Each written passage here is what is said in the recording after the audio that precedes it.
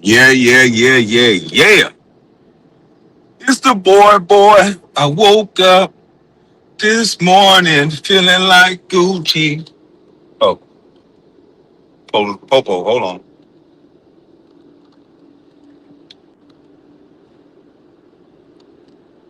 I got my bag and my strap feeling like money.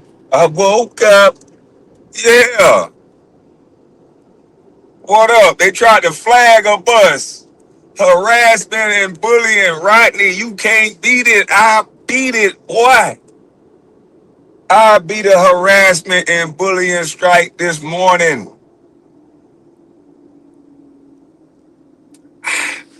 I said, I ain't getting off the phone. Give me a supervisor right now. I understand how concerning it is. Yeah, it's real concerning. Give me a supervisor. Are you a manager? Let me talk to one then, nigga. Quit texting me. I went over his head and talked to the bosses. They tried to give me a harassment and bullying strike for what I said to Shotty Otti. I said, you standing by that car because you're insecure, trying to thirst trap them ladies. They tried to give me a harassment and bullying strike for that. The dude telling me, yeah, man, we got to keep the community safe. I'm like, what? I say, motherfucker, harassment and bullying is a prolonged attack. He gonna send me the thing. I said, yeah, it's a prolonged attack. I gave my fucking opinion. You trying to make YouTube that safe? So shout out to YouTube, man. Shout out to the supervisor. You know what I mean? Shout out to the supervisor that came on there and really looked at the situation for real, and realized, man, it's just a little satire. I said entertainment. When they asked me what does the category that your content fall under, I said entertainment. But for some reason, YouTube trying to be so safe with this AI stuff that they trying to flag everything.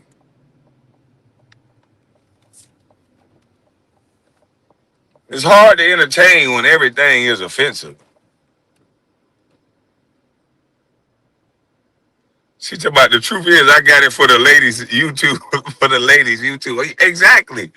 That's all I was saying. I said, man, this nigga. I made a little joke. I said this nigga feel ugly.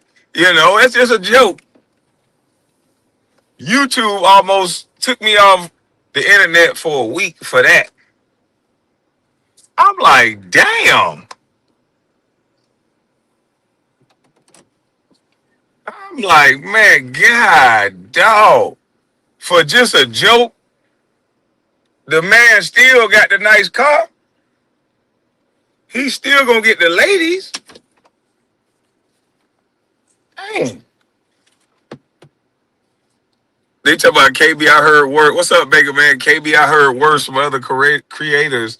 Why you? I don't know. They flagged the hell out of me. I was planning on going live at 9 o'clock. They told me, no, sir, you have harassment and bullying. And I go to the timestamp. It's the 22. It was like 22 something. I put up Shotty out of your little poster and I said, look at this nigga feel ugly. Thirst trapping these girls standing by a car. Man, I said, huh? That's it? That's all I said. Oh. I want y'all to know I'm hungry as a mother trucker. I can't eat till like 3 o'clock. I'm trying what Miss Collins then was talking about, that little small intermittent fasting. So I'm doing 16 hours, no eating. I sleep 8 hours and I wake up, don't eat till like 3 o'clock. That's 16 hours, no food. So don't fuck with me today. Well, I'm a bad man today. I can only drink water and black coffee. So I got a bad attitude. The Braun Nugget boys are sore losers. KB, I'm on that haze, pimp. See, I had to drive somewhere, so I'm gonna get on me something when I get back. I had to come pick up my tools, man. I'm always gotta go do something. See, I gotta come pick up my tools. Oh, let me put this shit back. I don't need this. So I'm at the Buddha.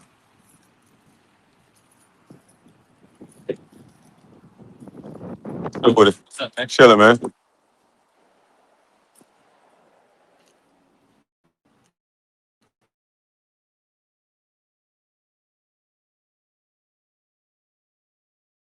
It's hell, bro.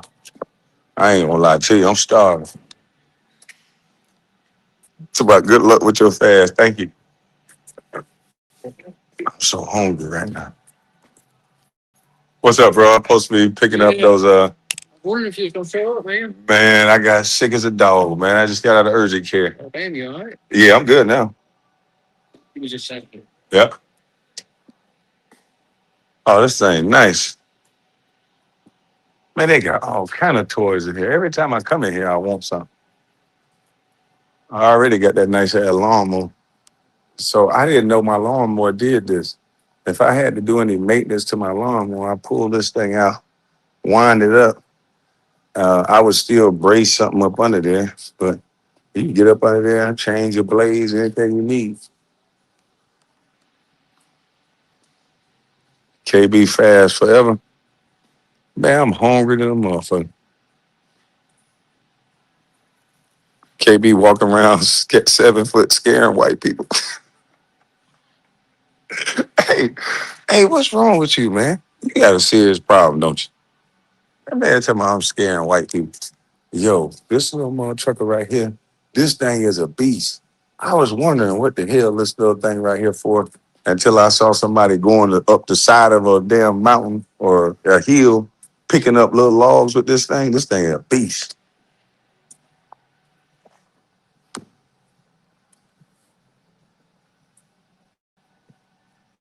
Damn, this shit heavy.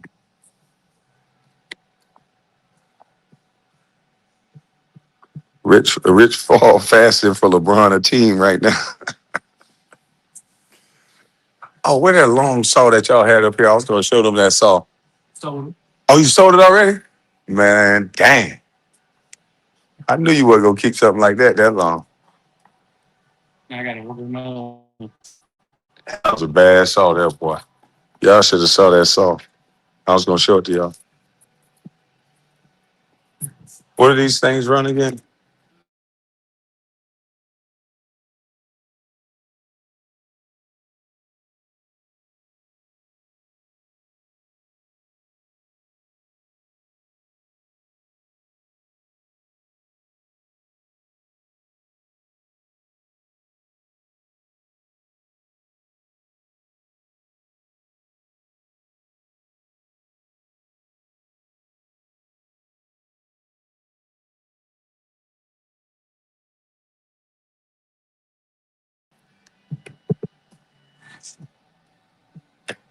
All right.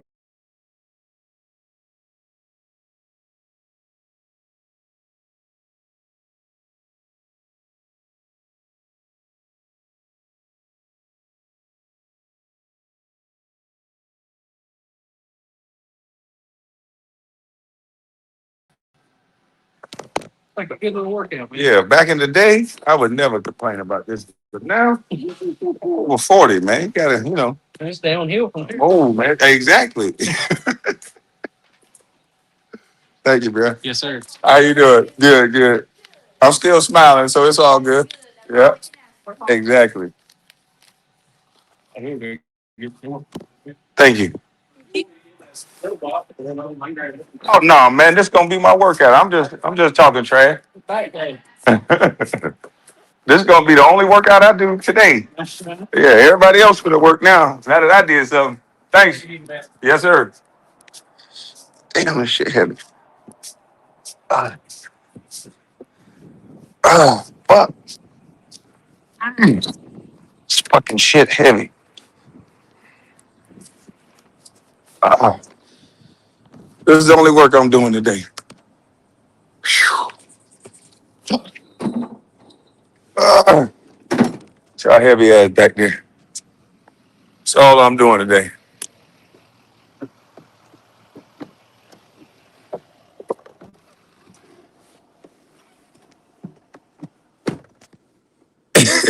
Downhill, hell no. We ain't claiming that. Yeah, we're downhill.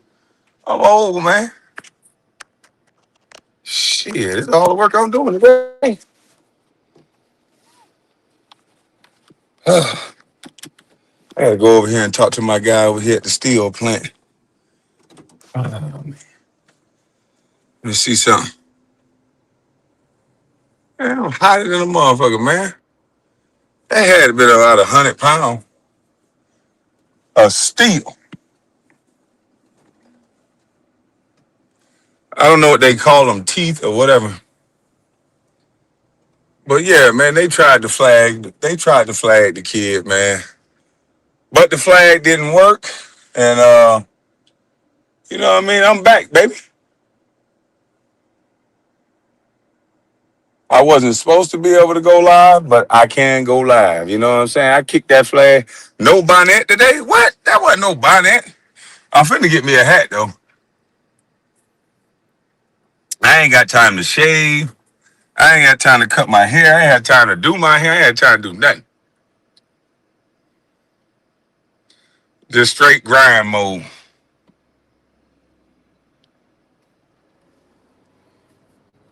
But you know what I'm saying? Hey, it's time for my little workout. I gotta go get some waters. Stop by one more spot. But look here, man. We had a great live last night. I want to thank Chucky and all the people who came up. But again, like I said last night, we got to goddamn on. We got to make sure we respect the guests that's giving us. All of y'all are guests, but we're asking Chucky to come over as a professional to come give his opinion. So we got to make sure that we allow him to say certain things and come off the mic and not keep him quiet so long. So I got to make sure I do a better job of that too. And I want Carcino to come up there and talk to goddamn Abraham, Graham, whatever. Cause boy, look at here, that's gonna be an interesting conversation there, boy.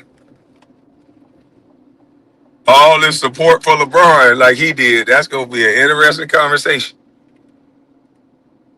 But everybody hyped up about LeBron going to Golden State, and my thing is, so like this nigga still ain't gonna get back on defense. And Chucky exposed the ugly truth. He said LeBron ain't gonna play like that if he go to Golden State. So you telling me we gonna consider this guy to go when he got to get to a certain place or a certain era to play a certain way? MJ and Kobe felt like they owed it to fans to play a certain style of play. They owed it to their fans to be out on the court. How do we go from that to a guy walking and playing the game a certain way until he feel like it? You just broke another one of my phones. My phone screens laugh out loud. Hey man, I apologize, brother.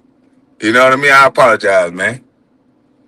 Like, but what I'm saying is, what was revealed last night is that a former NBA player is in his observation that LeBron is playing lackluster because he doesn't feel like they can win. So why give it his all? And that's not the way Kobe would ever approach the game, and that's not the way MJ would ever approach the game. And I said, stop doing these comparisons because if you're gonna do it, then I'm gonna join in and I'm gonna be honest because you're gonna take away from the other person doing this comparison game anyway. But I'm gonna just stick true to the principles of the game. If you do not run back on the court, and I hear people talking about, but he's 40. So what the fuck is he still playing for then? If you're saying he's incapable of running back, then he needs to give the jersey to somebody who can. That's not an excuse. To play the game of basketball, you must run back. That's a fact, Jack. Y'all give so many passes and excuses, it don't make no sense. It don't make no sense. All these people talking about, I ain't never seen so much scrutiny for a 40-year-old. This 40-year-old is saying, give me max dollars because look at my numbers. So how can it be both? Look at my numbers. I'm still one of the top players. But when somebody questions the fact that you don't run back on defense and you the cherry pick king, then it's, oh, I'm 40. You can't expect a 40-year-old to play defense. Okay, I don't expect a 40-year-old to be able to move as laterally as they used to, but I expect you, if you put this motherfucking jersey on, to be able to run back on defense and at least try, give an effort to keep somebody in front. I don't expect you making excuses talking about, oh, he's 40. You can't have it both ways. You can't have somebody trying to pretend like he's still the man in the league. I can still do this. I do this shit. I do this 1 minute, and then the next minute, oh, well, look at this you do. You don't get back. Oh, I'm 40. Fuck out of here, man. You can't cherry. This nigga want to cherry pick accolades. He want to cherry pick energy and effort. He want to cherry pick every damn thing. The cherry pick king. Sorry, bro. I'm riding on this narrow road, so I'm just putting the super chat up. Boy, look at here. This road right here, unforgiving, Jack. But I appreciate you, man. This is the motherfucking cherry pick king. He wanna cherry pick what's right and what's wrong. No. I don't give a damn if your name LeBron James or your name is goddamn I don't know who. But your ass better get back on defense. Now I did like the way he applied pressure to the Lakers and got his son signed for a guarantee and then haul ass. Now that was cold. LeBron, I give you your props for that. Now you got your boy a little money. That's some good shit you did, boy. You played there, you pimped the shit out there. You made sure he said, well, wait. I'm gonna hide from the phone call until the 29th. I'll let their ass know on the 30th when Bronny shit guaranteed that y'all can kiss my ass. And that's what he did. I appreciate that, LeBron. You got that boy that punny. Now he keep getting that boy paid now. Yeah, he keep getting that boy paid. So I like that. I like the fact that you did that. Damn, man, go, bro. What the fuck? You gotta wait till the light change.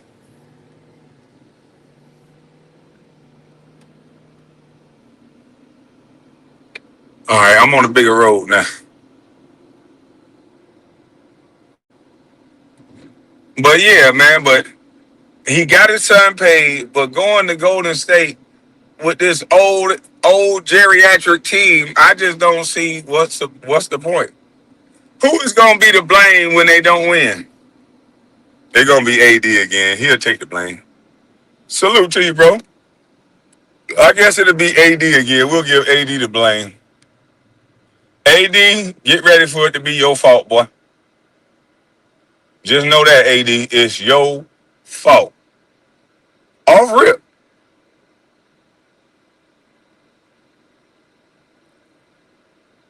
LeBron gonna want to play for South Africa. AD staying, KB. Oh, if AD staying, if LeBron going to Miami, then I love the way the league's trying to cover it up, trying to act like LeBron had so many options. Man, that man, who the fuck want a 40-year-old that want max money? Man, listen here.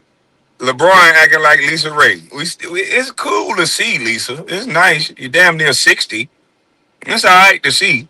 But I'd rather see that shit on a 28-year-old, 25-year-old. I'd rather see a young, when you were 25, shaking to money sack would have made me say, God damn. And just seeing you do that shit the other day, I was just like, gotta be like my old ass trying to bring this dad bod out and try to shake it for somebody. They gonna be looking at me like, you know what I mean? Just know where you at with it. You know, you're still attractive, but you know it's over with. You know what I mean? It's over with. Chill out. When they gotta say for your age, yeah, chill out. Chill out. Just chill on out. For your age though, but chill out. But for your age, but chill out. Shit, fuck wrong with you? Y'all, hey, people don't want to grow up. We got some Benjamin Button ass old black people now. Everybody want to be young still. Motherfucker got their jeans all fucked up, cut up. The goddamn older women still trying to compete with the young girl, blowing their knees out. The fuck is wrong with y'all? Y'all tripping. Knowing damn well you having old people issues, stomach issues, You motherfucker having hemorrhoid issues, all kind of shit, thyroids. What the hell is wrong with y'all? You're not young anymore. You motherfuckers having a cyst, all kind of shit. You motherfuckers trying to be young. Fuck is wrong with y'all, man? Chill the fuck out. Chill out.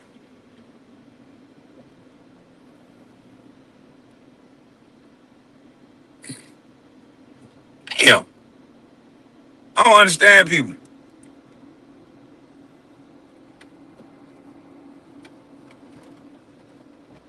I don't understand people, man.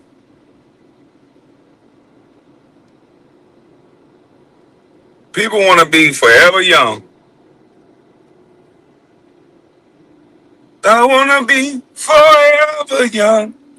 Would you really want to live forever? I don't. The aunties, grandmas are off the hook. I look at them like, really? Oh shit. I don't even want to see my auntie them get put a song on for my auntie them. I said, oh shit, here we go. Now I know how we got here. Damn, y'all failed us. Just sit on the porch and be like, y'all failed us. This why we had to go to the backyard, huh?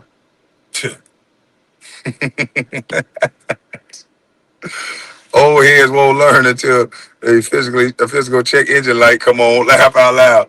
Salute. Man, these niggas crazy.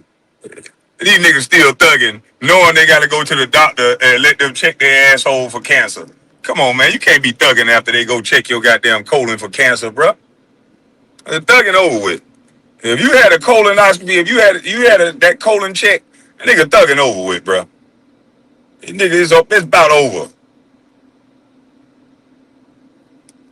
Niggas trying to thug.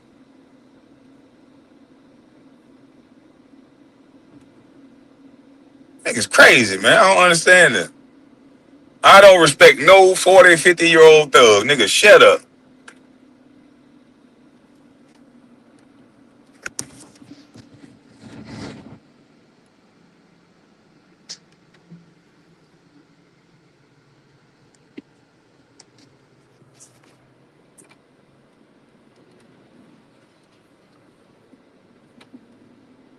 I'm just saying.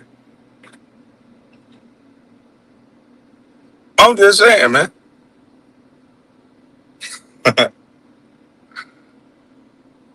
Shit crazy, B.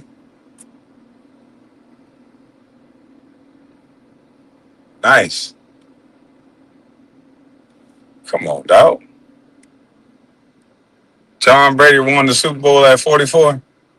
Man, Tom Brady different. That motherfucker don't drink sodas. He just drink water, all kind of. Come on, man. How many 40-something-year-olds living like that? Nigga, we drank beer. We drank that yike. Come on, man. Don't. Come on, man. Don't be. You gonna bring one exception to the rule and try to make it the rule.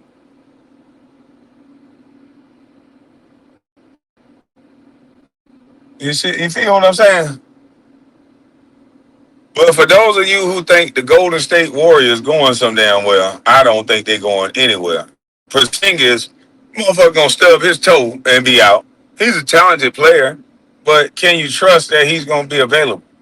Al Horford is a very solid, serviceable player, but he's older. This is a very old team.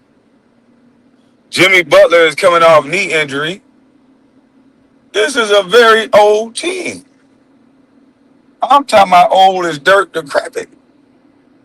LeBron will be 42 in December. I'm talking about all of these dudes is a hamstring, Achilles away from being at the golf course walking different forever.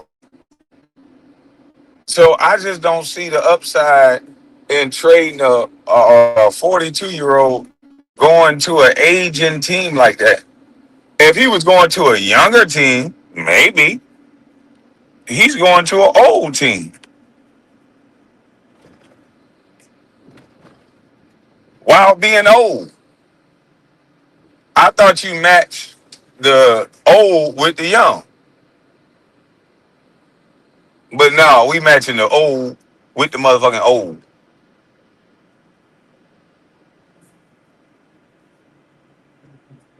We matching the old with the goddamn old,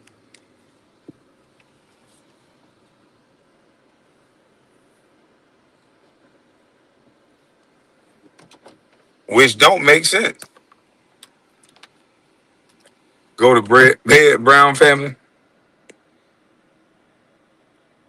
The Lakers got an all white starting five.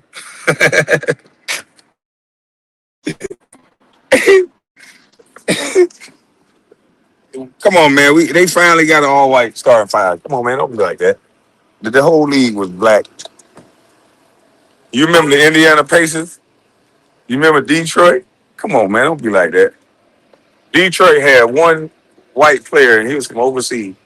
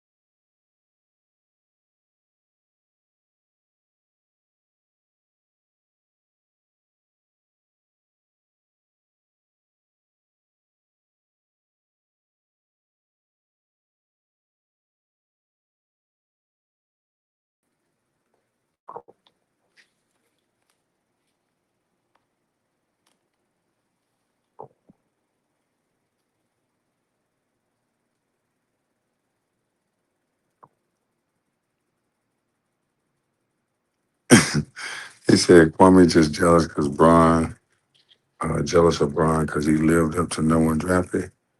Man, huh? Oh, okay.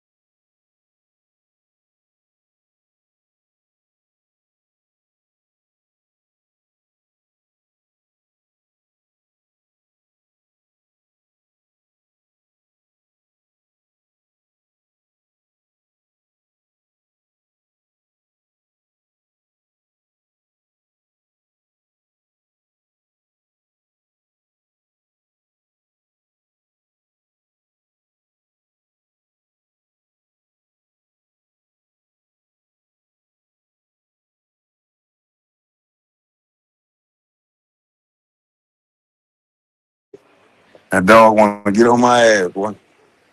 What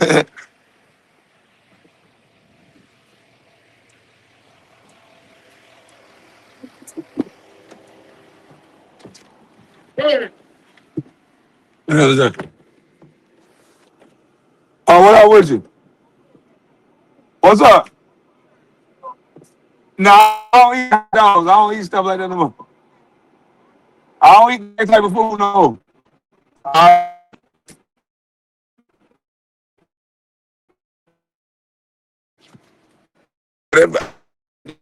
shit like that.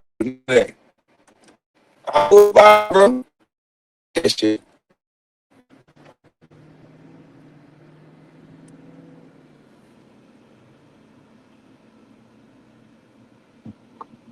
Can y'all hear me now? I need to go to J Bill. Duval. I need to go to Duval, Jack.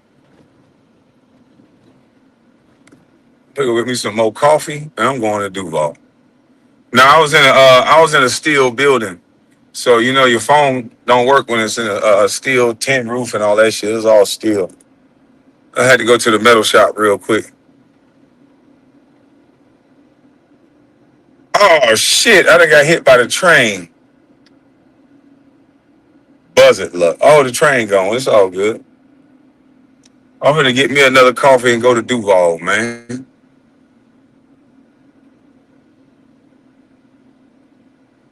Free bus life, Rocky. Cause I'm gonna be ready to eat by 3 o'clock, boy. Lord have mercy, I'm gonna be ready to eat, boy.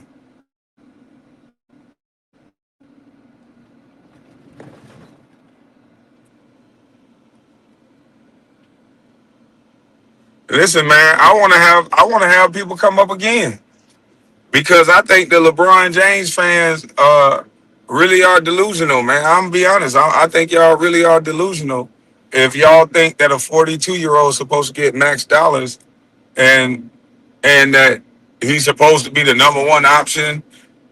And what option do you think he's going to be if he go to Golden State? Do you think LeBron is going to be the number one, number two option over Jimmy Butler? Or is he going to be the third option again?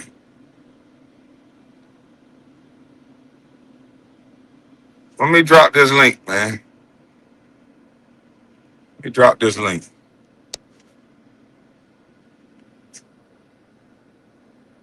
Because 1 minute, you know, LeBron James old, so he shouldn't have to play defense.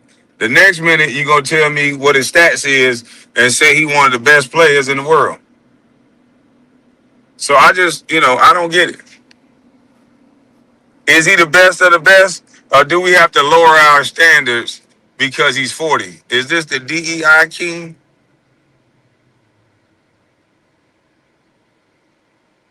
Y'all supposed to be brothers. We talking basketball.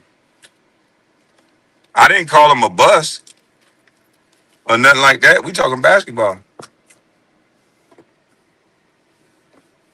Is this the DEI king? Is this the leak out king? Is this the cherry pick king? I'll put the link in there. What's going on? Yeah, man. All I know is, man, he better not go to New York Knicks. Man, if he go to the Knicks is over. The bridge is over. The bridge is over. Put it bye-bye. And you almost Oh got me man. flagged, man. God dang. Oh man, for what, man? I don't know. They said I harassed and bullied you. Nah, that wasn't me. That was my cousin. I said, Oh what the? man. I was on the phone. I was on the computer with YouTube all morning. Like, man, come on, man. Oh Like, this man. bullshit. You too, man. Keep me out of you and KB shit. Man, I don't want no smoke with YouTube. I can't win. I don't want no smoke. Nah, though, but I think Brown gonna be third option. I think he'll be third option in Golden State. Though I don't think. I don't. I mean, I don't think he is. He better than Jimmy Butler? Hell no, not at this point.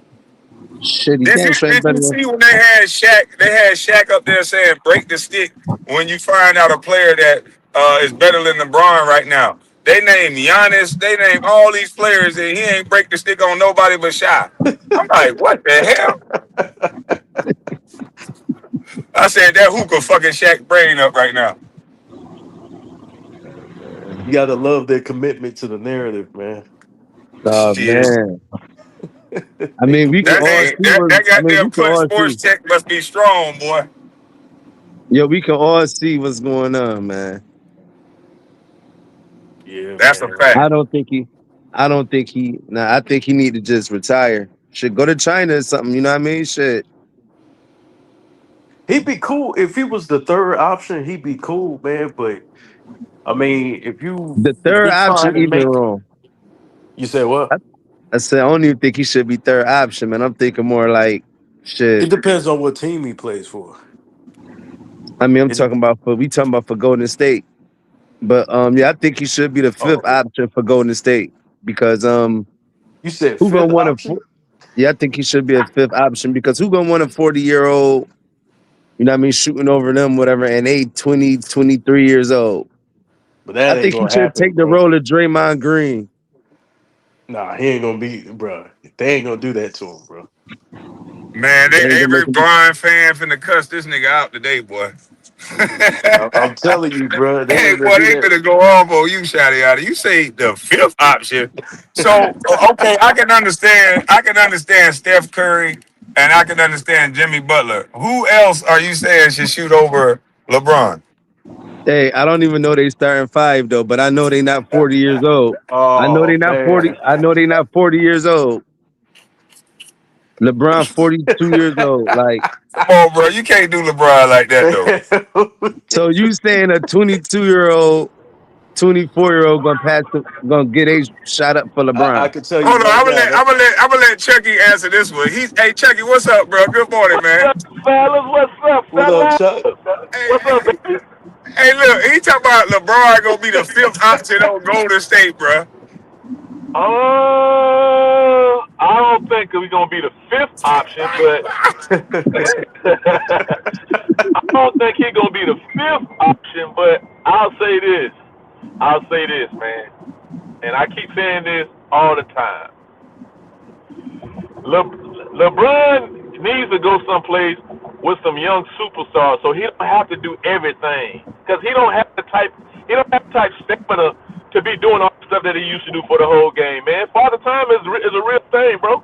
Right. That's what I'm saying. I think he should play like Draymond Green. He should take his role because you know Draymond Green didn't care about shooting the ball Like and none of that. Draymond Green.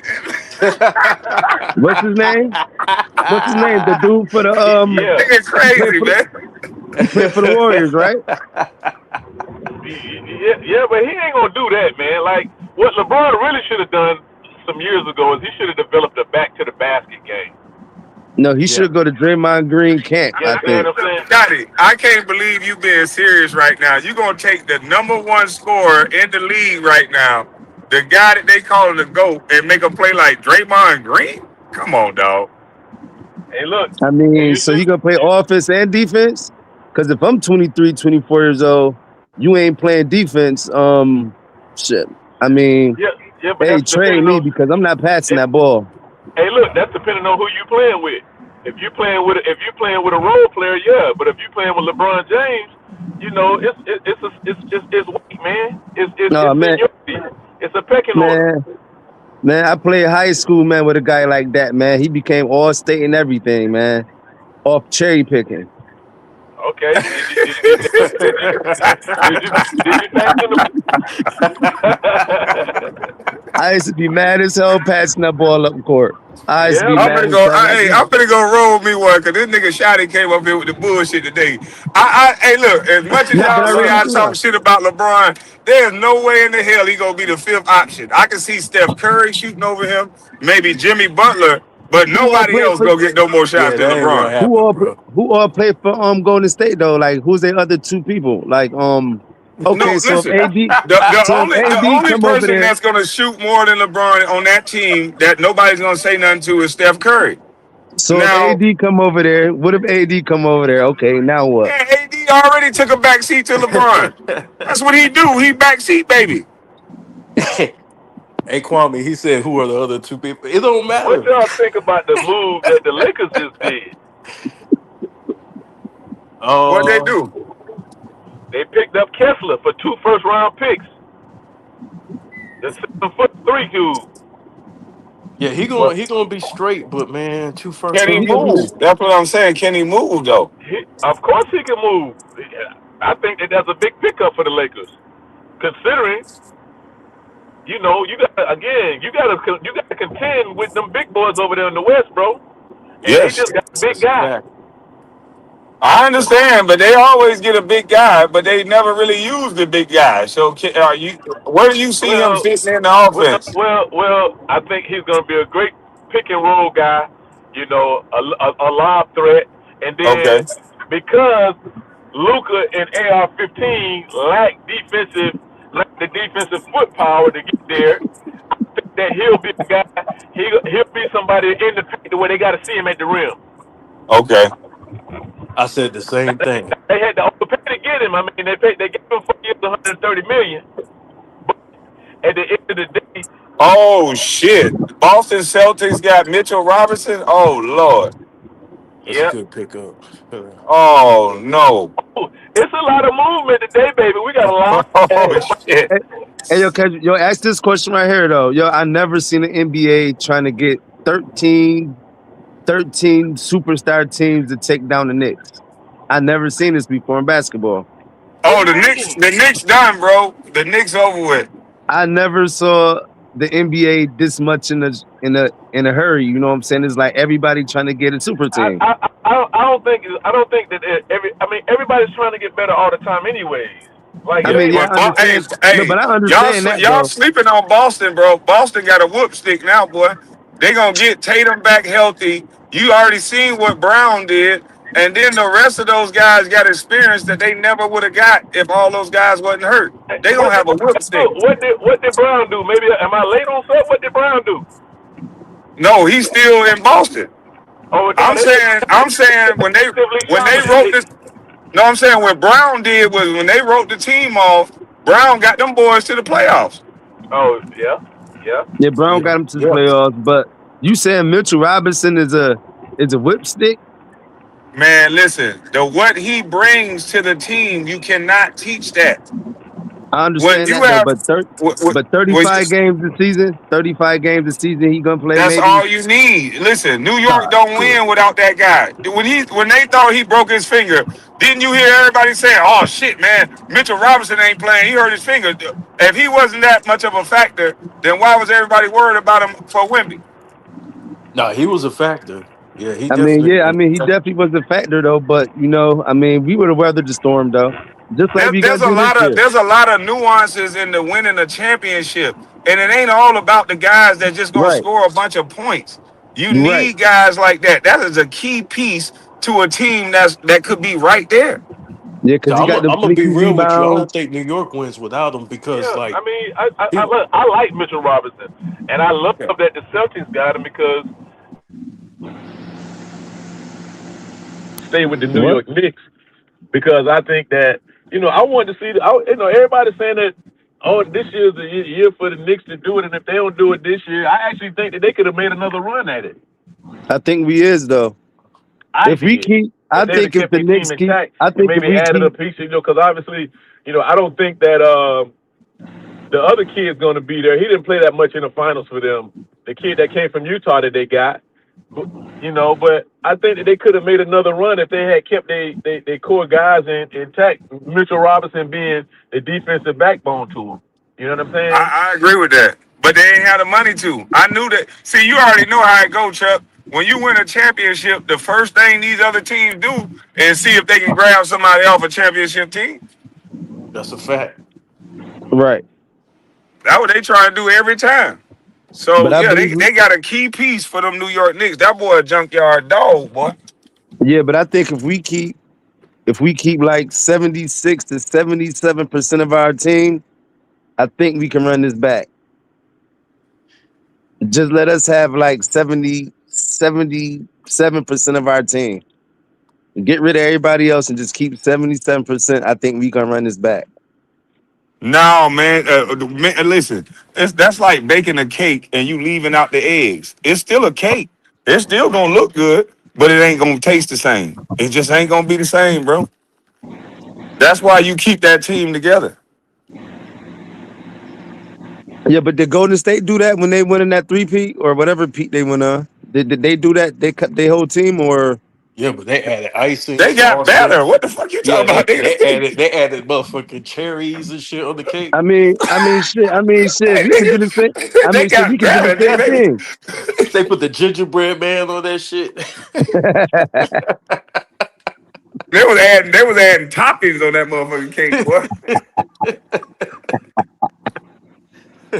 I mean, shit. We got to see what we gonna do though. Hey We man, got I'm to see just our telling you. picks and all that. I agree with Chuck. You want to keep that nuclear team together to try to run it back. But if you got an opportunity to get Durant or some specialty players, nigga, you roll the dice, bro. I'm telling you. He better stay the hell out of New York. Hey, I He don't look, give a definitely fuck better who stay I in got New on the hey, York. look. team. I'm And rolling you the can get dice the for best Durant. corner Today. in the NBA, I you go don't get think his I don't ass, think the bro. Knicks want. I don't think they want Kevin Durant. I don't want him. I don't No, no, even no, want no. him. They definitely And don't. I don't play for the Knicks. Nah, nah. I don't want him or LeBron. And I They love can stay KD, far but I away don't from just the think. Garden. Yeah. What do you think? I'm seriously worried. I'm seriously thinking about where does Drew Holiday or Scoop or whatever them one of them guards, where are they going from Portland? They got a shit ton of guards. Well, they got to go somewhere. You They know, had the we guys know Shit, like that. that last year. shit. If I'm Houston, Yeah. I'm looking to get maybe Drew Holiday for Houston.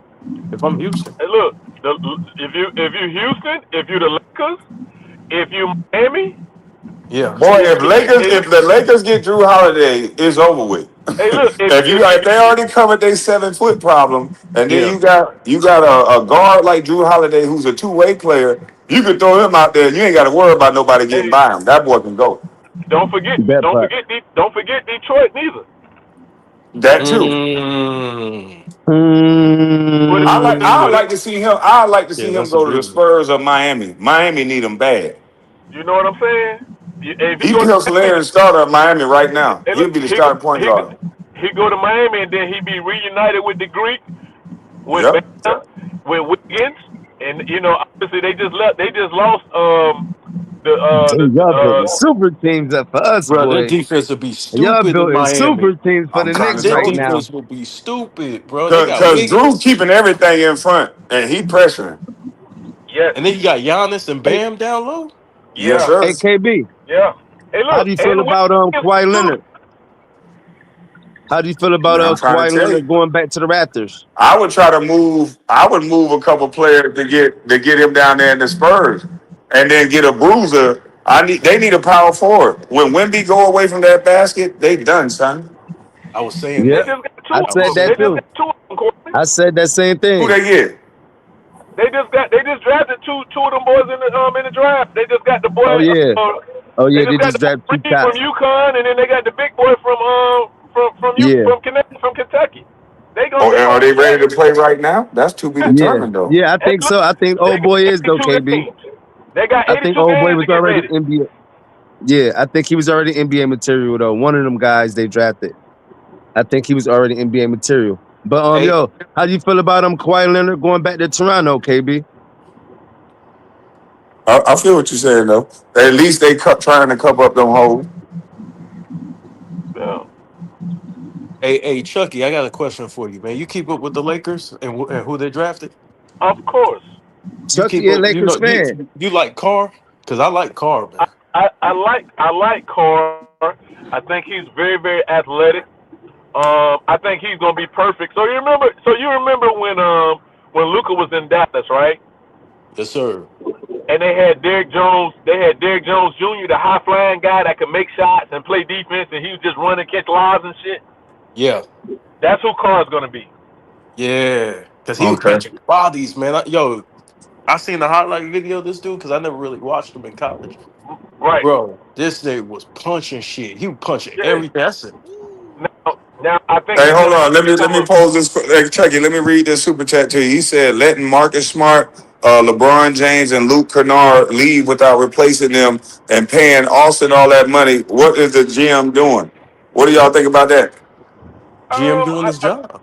I think he. I mean, listen, Luke. What were you actually gonna get from Luke Kennard? Because he done been traded 2 or 3 times and they ain't got nothing from him anyway, right? But what we gonna bring back the same team? Come on, Yeah, man. like you. Sometimes you gotta allow the guy to do his job. You know that's what I think. I'm looking at their team, and they just got like my man just said. They just picked up Uh-huh. a guy. They just picked up a car, right? An athlete, somebody who can defend, right? You just picked up another 7-footer that can defend, that can be a rim protector, which the Lakers didn't have. Now you got to push. You're gonna push. Obviously, you're gonna push DeAndre Ayton to the bench and let him come off the bench and be, your eighth or ninth guy. You Let me still ask you this. Let me get ask you this, Chucky. Why wouldn't they keep Marcus Smart though? He started to hit open shots, and he they true on ball defender. He like well. one of their only one. Well, Marcus Smart turned down his option, and then he went out and Oh, got, and then he went down and Oh, he went out shit. and got more money from Houston. So they didn't want to pay him the amount of money that Houston gave him. That's why they gave up on him. oh, that's a smart man. 'Cause, boy, he played. I didn't think he could shoot like that. I'm like, damn. That motherfucker was Yeah, balling. Yeah, Yo, he all picking up reality, 94 feet and hitting shots. I'm like, damn. but yo, bro, all this is reality. gonna be I see the Lakers like 10th seed in all really. reality. 10 seat, hell nah. 10th I seed. don't I don't see him. Nah, hell I nah. don't see him being 10th seed. So what seed you Who? seeing, man? I can see the Lakers anywhere You from better six to not say eight. it. I You can be you seeing said 6 to 8. 6. Yeah, I Yeah, I can see think them the in the Lakers gonna surprise y'all. they got score, bro. They can What seed you outscore see like them at, KB? Yeah, You they said gonna six. surprise y'all. You And said I don't six think to they eight. done yet because you got to think about it. The Oh, Lakers has always done well at recruiting players. They brought Ingram there. They brought facts.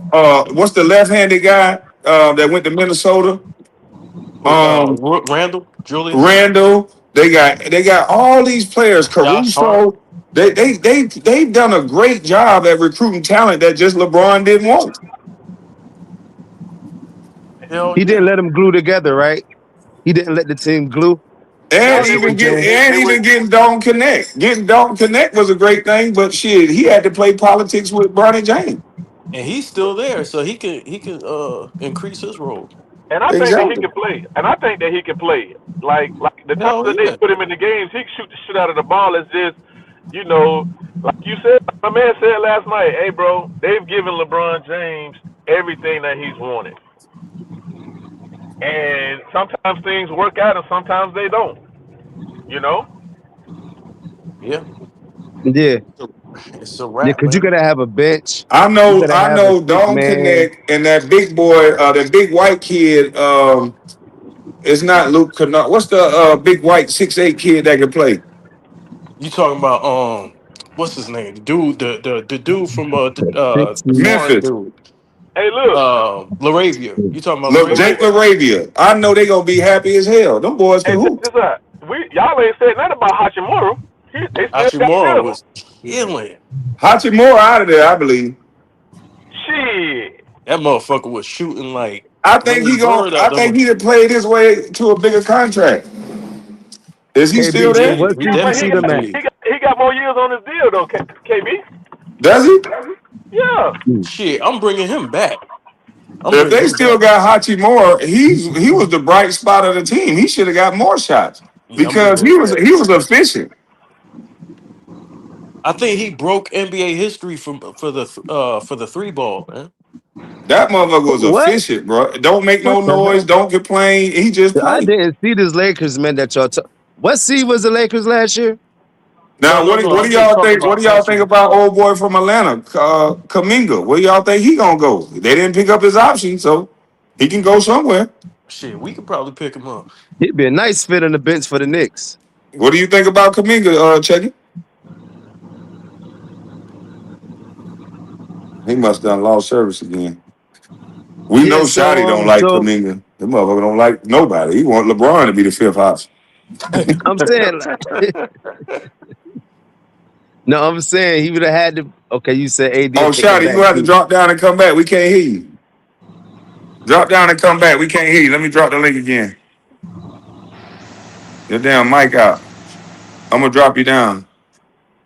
Yeah, I think Chuck done fucked up his shit too. Let me drop the link again. Yeah, StreamYard, man. And then when you bring it back up, StreamYard might knock me off. That's how it go. Yeah, that's crazy. They've been doing stupid shit like this. Yeah, that shit crazy. But I Kaminga need would to be a get good fit OBS. in LA too. If I think KP so don't too. sign Hachimura back. Yeah.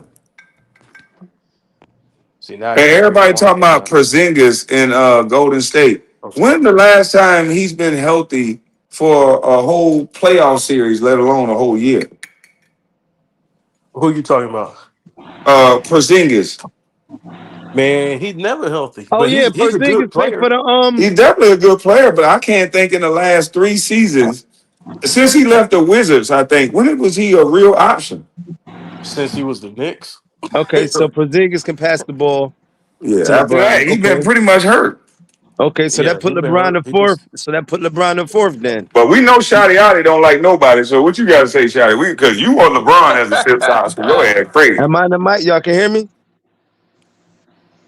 Y'all can you hear got me? it, bro. You got it, bro.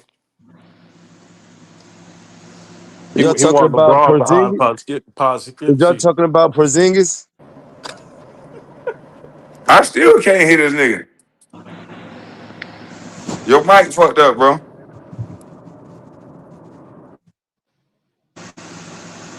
You can hear me? I think TJ doing something to my mic. Yo. What up, KB? What up, Y'all, I'm out here. I ain't hearing nobody right now. Let me see if I can redo my mic. I ain't hearing nobody.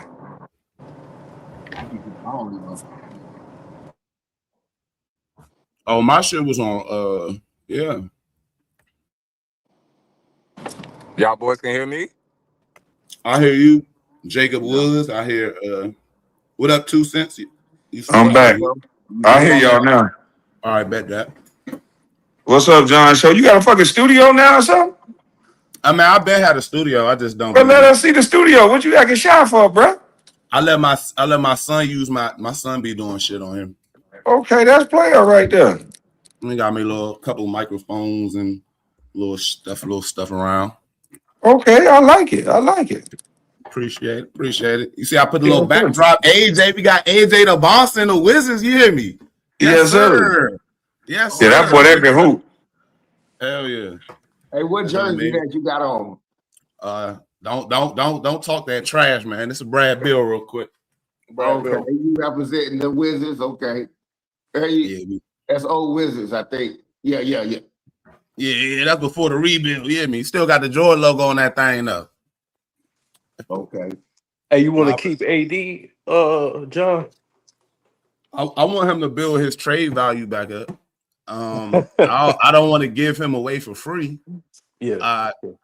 I'm not. Yeah, for real, if Golden State would have wanted him, they should have called us during the draft. Hey, we got the 11th pick, and we got some other stuff for you. We gonna trade you. But now y'all wanted to be greedy and go pick Yaxel for yourself. So now y'all gotta sit with that. Hear me? Why don't So, they want John, to? let me Oh, ask you go a ahead. question. If y'all do trade AD, who would you want back for him if he goes anywhere?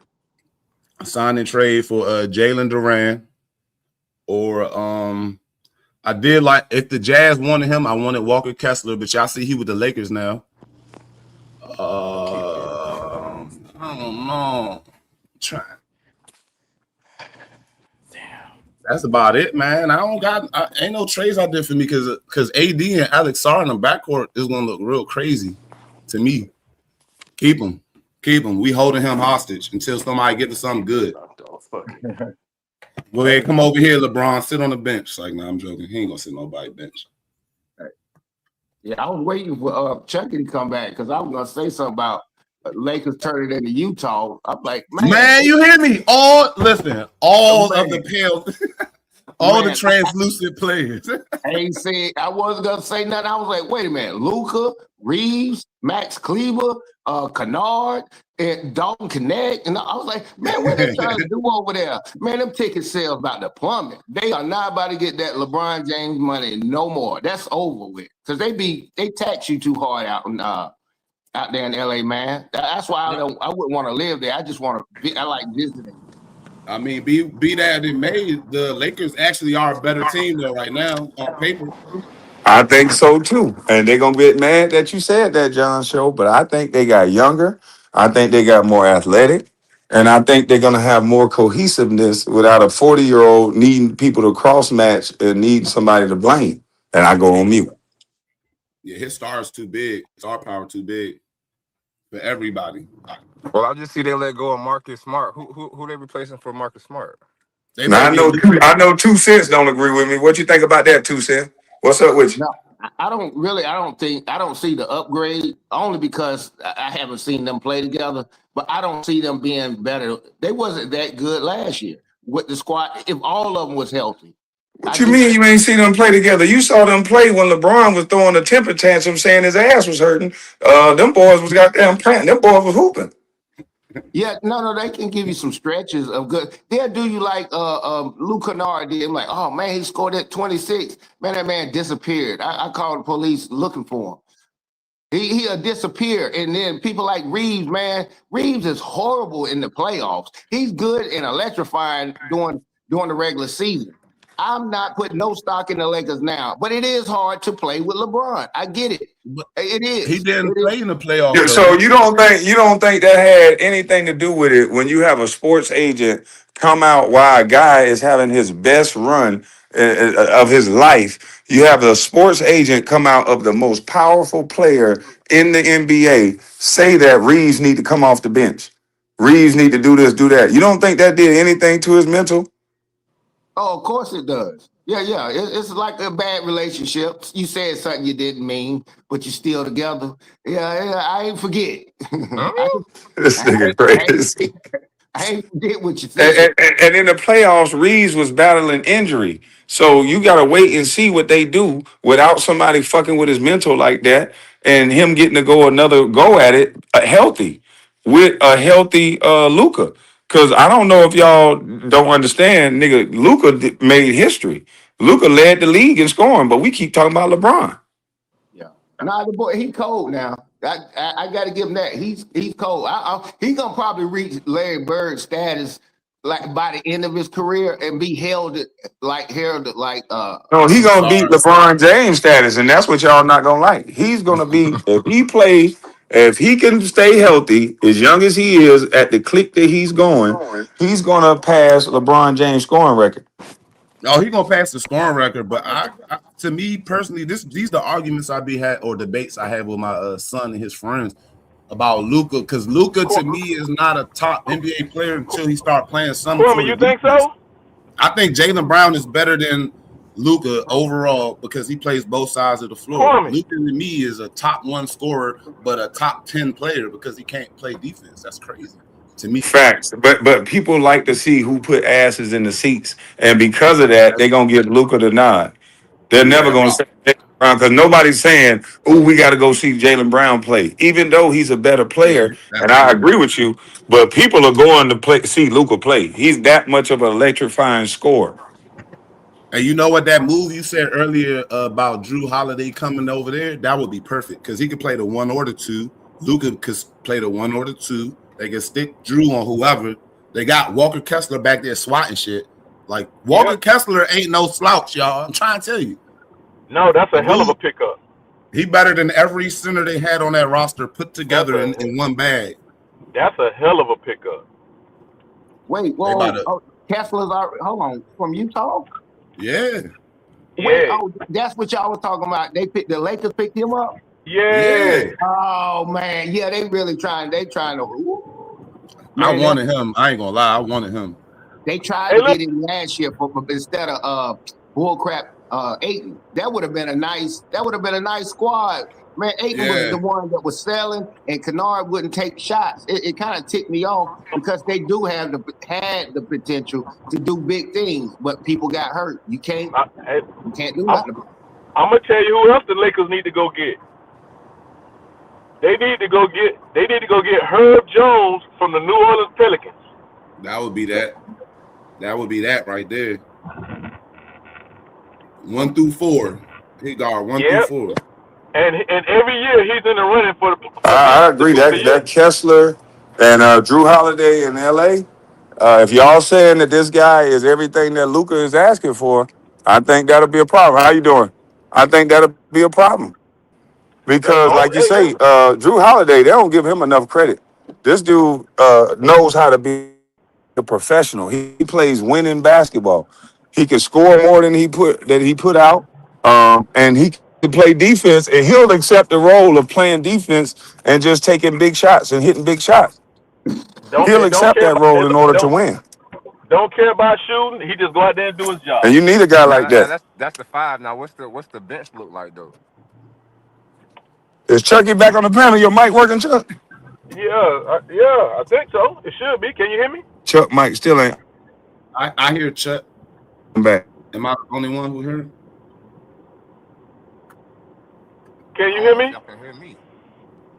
I hear Chucky. You hear me? Yeah. Kwame, can you hear me? I hear you now. I'm back. Let me get rid of the Shoot, other y'all me. y'all hear me? Shit. I hear everybody now. I couldn't hear nobody. I hear you, but you don't hear me. I hear you now. I got you now. Go ahead, Chuck. 52. Now I'm asking what the bench look like on the Lakers. That's the starting five, but what the bench look like after all They these got Well, trades? Sandro. They got Sandro on the bench. Man, they got Bronny. They got Bronny on that bench. 2 years, guaranteed, oh another man. 2.3. Hey, you hear Hey, me? listen. Guaranteed. Guaranteed. Yeah, and look, that's why you got to keep Hachimura. I don't think they can afford him. I don't think they can afford him. They just gave somebody Sandro Mamakalushvili 4 year, 54 mil, 4 minutes So ago. let me ask y'all this: Oh, Do you I don't like know who that do is. you like Drew Holiday in the Lakers over Miami, or Yeah, Miami over the Lakers? Lakers. Oh yeah, he do got some. He do got chemistry with Giannis though, because they played and they won in Milwaukee. I Yeah, forgot about they that. won in Milwaukee. Yeah, they won in Forgot about Milwaukee. that. But right now, Drew Holiday's sitting back pretty. He got one Yeah, year. He got 1 year, 37 million left on his deal, and there's a number of teams out there that could use his services right now. And look, right now. don't be surprised if Portland buy him out and allow him to go wherever he want to go versus Yeah, trading him. yeah. I'd be like, go ahead, give me that. Give me 30 million cash right now, and I'm Yep, on my way. You keep yep. the Yeah, And I get seven. to pick and choose. And I get to pick and choose where I get to go. he Hell looks yeah. sweet. He looks sweet in Miami. I would say that. You see, sharing the ball with Luca. Luca's so ball dominant. But it's a lot. It's hard. It's a lot. This is the most movement He that can play I've off seen. ball though. Uh, He's a great off ball point guard. oh my gosh! Drew Holiday. You listen. You can play him wherever you want to play him at. Really? Right. And he don't look like he give much attitude in the locker room. He look like he Isn't he cool to from play LA? with. Who? Yeah, Oh he yeah, from out I west. think he is. Yeah, UC. He went to UCLA. I know that. So he probably So is from I there. mean, so UCLA would be going back home. It's just a matter now. Can you make the money match up? Can you make him an offer that he can't refuse? Yeah. In Miami, they got to build something first to see how the pieces mesh. Because right now they don't got it. They don't even have a five right now. Starting five that I can say is that's their starting five. What they missing a two guard. So they got Bradley Beal coming. they got the young boy from that played at Baylor as a point guard, number 45. Oh yeah, And then Davion Mitchell. they got Davion Mitchell at the 1. They got Wiggins at the 3. Mm. Oh yeah, they do got Aaron Wiggins. You're right. Yeah, they signed Andrew Wiggins back to a deal, and then they got the Greek at the 4, and then they got your boy at the 5, and then somebody else just signed a 1-year deal to go down there. I Yeah, can't think of who Tim it Hardaway. was. Tim Yeah, Hardaway. Tim Hardaway Jr. So that might be their 2. Shooting 38 from deep. Man, I that's call You know, they're probably gonna come in and Riley know how to get him. how they gonna fill in their bench. Because they're gonna have to offer a lot of guys on a 1-year deal, like a lot of veterans or some guys a lot of 1-year deals. And if guys are willing to take it, then they'll go. If not, then they're gonna have a hole in their bench. Yeah, that's a fact. Hey, I was They gonna have a lot of thinking that when minimum. we talking about the Lakers, man, this dude, what's his name, Danny Gina, You know, man, he is slapped. but it's a Man, lot dude, of moving parts, boy. It's the most moving I've seen in years ever. Man, what? It's been amazing for a fan. You hear me? Seeing all these movements Yeah, going on. Now, that's a fact. now you know what's intriguing to me, fellas? What? What's that? You got two big guys that that everybody considers to be the top two bigs in the league, and Joel Embiid and Nikola Jokic, right? Mhm. Mm. Y'all realize ain't nobody went there yet. Ain't nobody went to neither one of them two teams. Mm. I think Embiid is about done. Yeah, I don't think he really want to yeah. play anymore. He got too much money, than ate enough food. He's just like, man, I can't even get back to my same playing style, weight. Pat, go ahead, Maxie. You got it. Yeah, I think he about done. Because if he could keep up with Maxie, that would be a great thing. But I think Yeah. he slowed him down. Maxie Man, need to get the keys, and they need to give him the keys and let him go. that damn boy can't keep up with Tyrese Maxey, man. That's what I'm saying. They need to give Maxie the keys and let him go. And he at the stage like how Kobe was saying about Shaq was slowing him up. You gotta let this boy see what he can do while he in his prime. And they should have kept that boy they traded to Oklahoma City, McCain. Oh Exactly. yeah, that was stupid. That was a dumb move to me. Like that was a first round pick y'all gave up for chips for real. Bag of Gave up chips. on him, and he was balling for OKC. Heck yeah, he damn near helped them get to the finals. I mean, I wouldn't want those fingernail polish in my locker room either. He'd probably be causing disturbances and Oh shit. shit. They're like, you know what? Y'all been fighting about this is looking real crazy. Just go ahead and ship them up out of there. Hey, Cino, you should have hit the link last night, man. We had somebody that really liked LeBron last night on the panel, boy. Him and Graham would have been going at it, boy. Yeah, he crazy. I was like, I don't know what he thought he was. He on here talking, bigging up Bron like that. You ain't about to do no Bron. You ain't about to do no Gil talk on here like that. No. No, you could do all that talk on here, but it just Carcino gonna disagree with some facts. Right. Hey, You can put Carcino's back. funny as shit, man. I fuck He with said Carcino. Golden State Warriors if Brian go there. I'm just saying, like, I have nothing against LeBron. I told y'all, as LeBron go, I go. He was the #1 draft pick. But I'm not gonna be I put the game over everything. And the guys that was true to the game that I saw was Kobe and MJ. They never cheated the game. They could have played that way, being a superstar like that. Ain't nobody gonna say nothing to Kobe if he leaked out. Ain't nobody gonna say nothing to MJ. They just didn't do that. They didn't abuse being a superstar. And you could easily do that. Breaking news out of LA. Breaking news. They have also signed Colin Sexton to a 2-year, $19 million deal. Okay, now they doing their thing now. They cooking right now. I'm trying to tell y'all, they always been cooking. Who said what's the bench? Hey, that's the bench right there. Just him by 4 dudes and him. Just let him go cook. Y'all rebound defense. Listen. And they kept Rudy Hachimura. They already a better team than with LeBron. Damn. Yeah, they're making some good moves. It reminds me of 2003 all over again when Gary Payton and Karl Malone them all ran to the Lakers. Now, however, they did get to like the finals or whatever, but it looks like that with Golden State. It looks like that with Golden State right now. It's just at the end of their career. Another one. They got another one. Lakers have signed Quentin Grimes to a 4-year, $60 million deal. Who the hell is that? All right, you remember he's not bad. He played for he was playing for New York when he was good, and then they went to the Mavericks and he was cooking, and then he was with the Philly last year. His name Quentin Grimes. Yeah. So the fact that they gave him $60 million for 4, which is what's that, 15 a year. He's very solid. He played defense, shoot the 3, and he's a team player pretty much. That's a good move. Okay. That's Man, a we good gonna move. call you Shams, man. You own it. What you using, bro? I'm looking at Bleacher Report right now. Oh, you just got it up. Okay. Damn, yeah, you like Shams over there right now. Yeah, me. Let me see what They got a bench, boy. Damn. I'm waiting to see my Wizards go ahead and sign Russell Westbrook real quick. Because that's what we've been talking about. Now, I thought Are he y'all said gonna he was keep? gonna Are y'all gonna oversee. keep AD? Are y'all keeping AD? We gonna keep all right. We throwing smoke screens out there. If we don't get a good offer, we keeping him till the trade deadline because we're not giving him the super max. We're not doing that.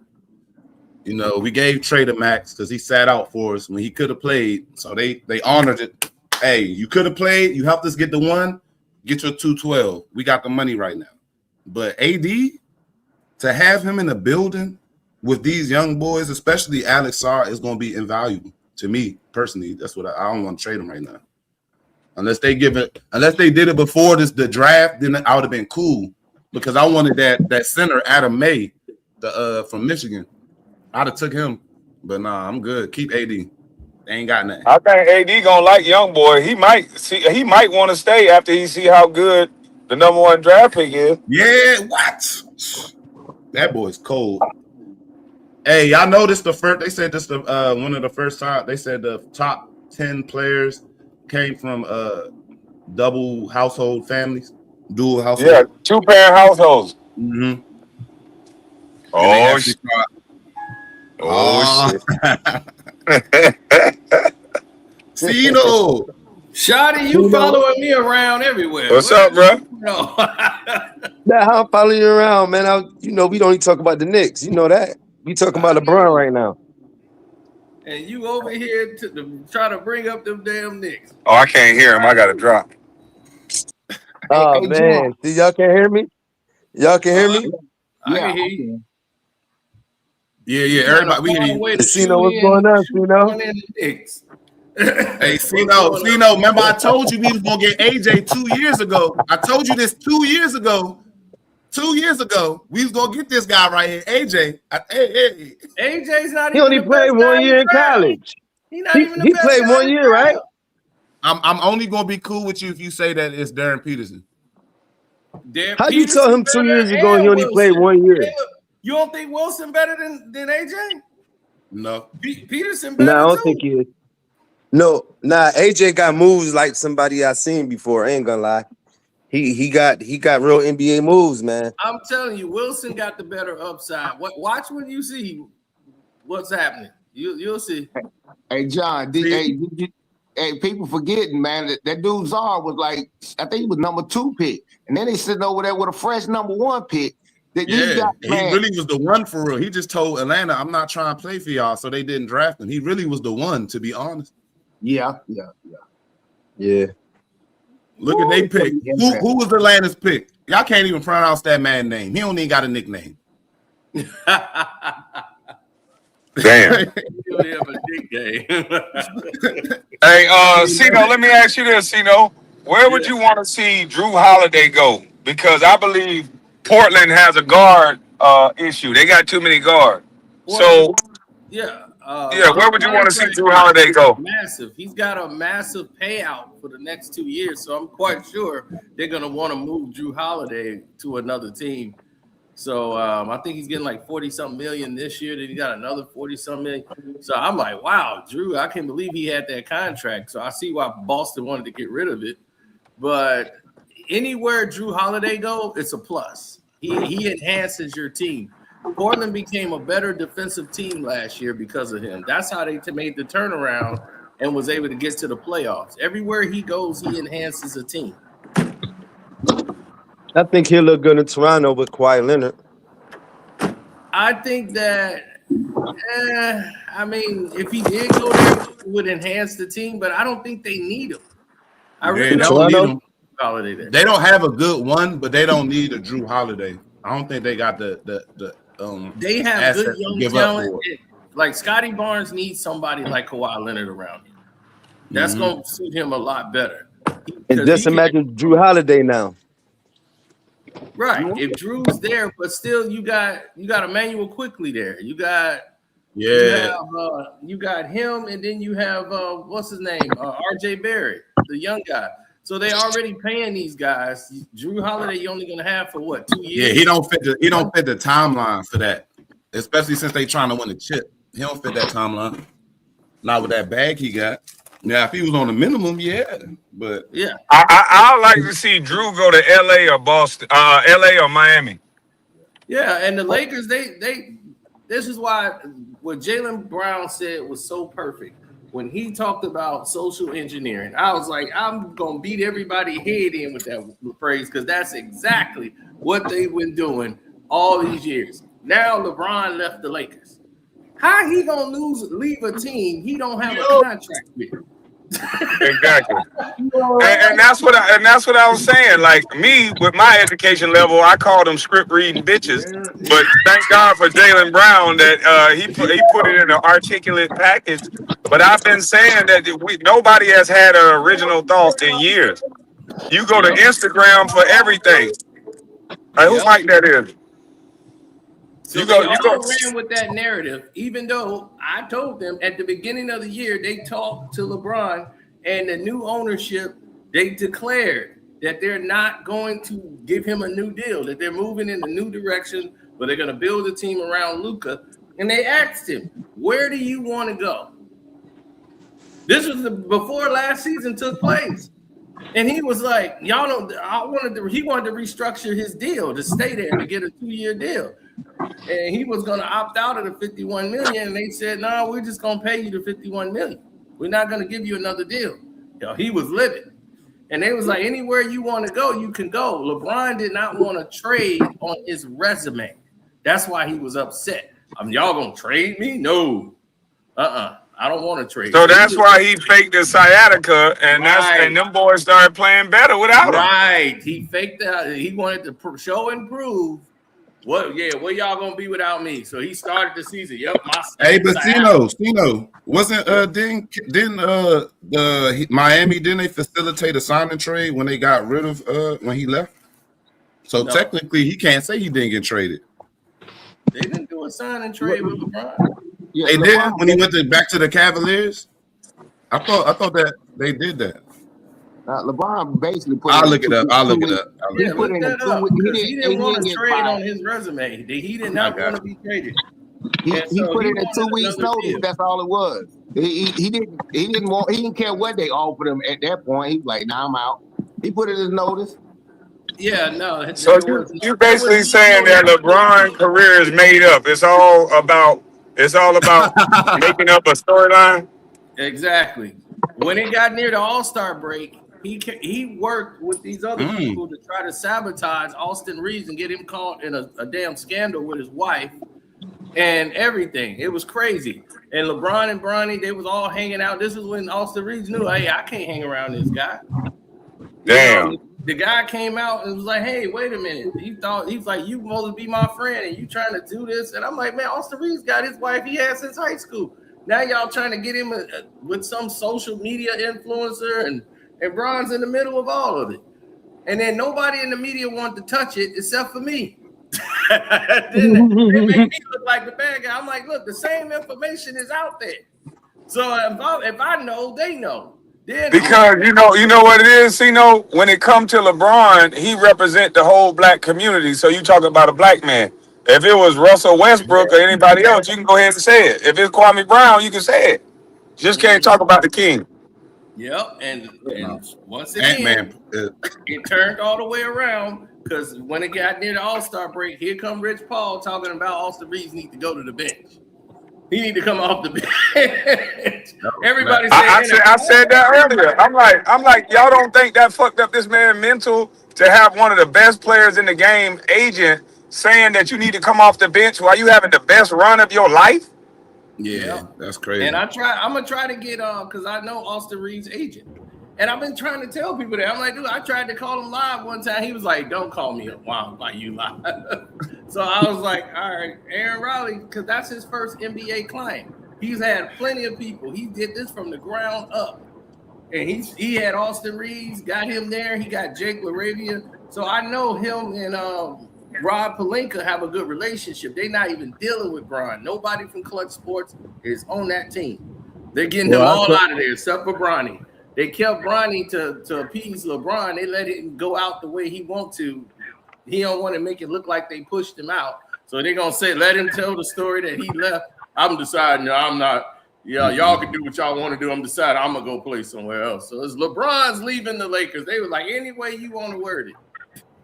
Somebody I said wanted this him to the go to first. Detroit. Right. You I see wanted Somebody him to go said to this the Detroit. first time. Who? LeBron to Detroit? Yeah, he looked good in Detroit. Nah, he Hell wouldn't. nah. No, hell Nah, he No. bro. wouldn't.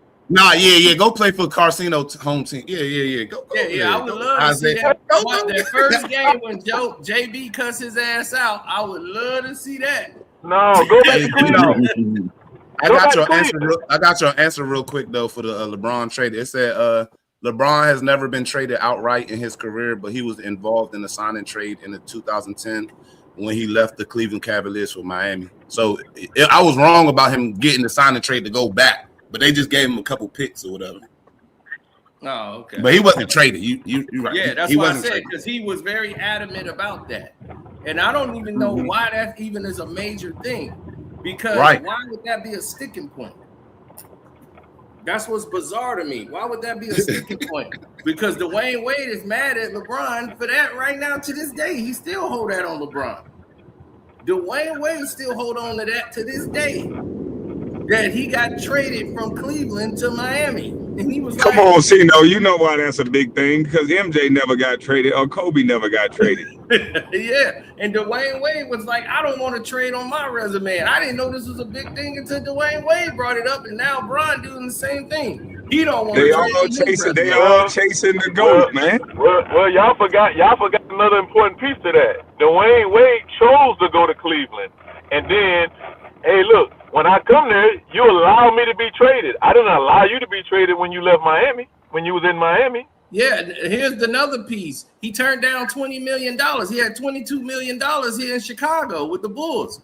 And he turned that down to go there to play for $3. So he opted out of that, and LeBron told him, man, we're going to make that back, man. I need you here in Cleveland, man. I need you. He was like, all right, so he chose to get the Bulls back that $20 million and went to Cleveland.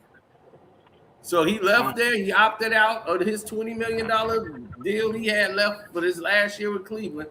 And he was like, I could have just played that last year in Chicago and went to Miami on my own if I wanted to do that. He was like, I don't need to get traded there. He's like, I come there with you. And then when the deal went down, him and LeBron would always go out and have lunch, or dinner.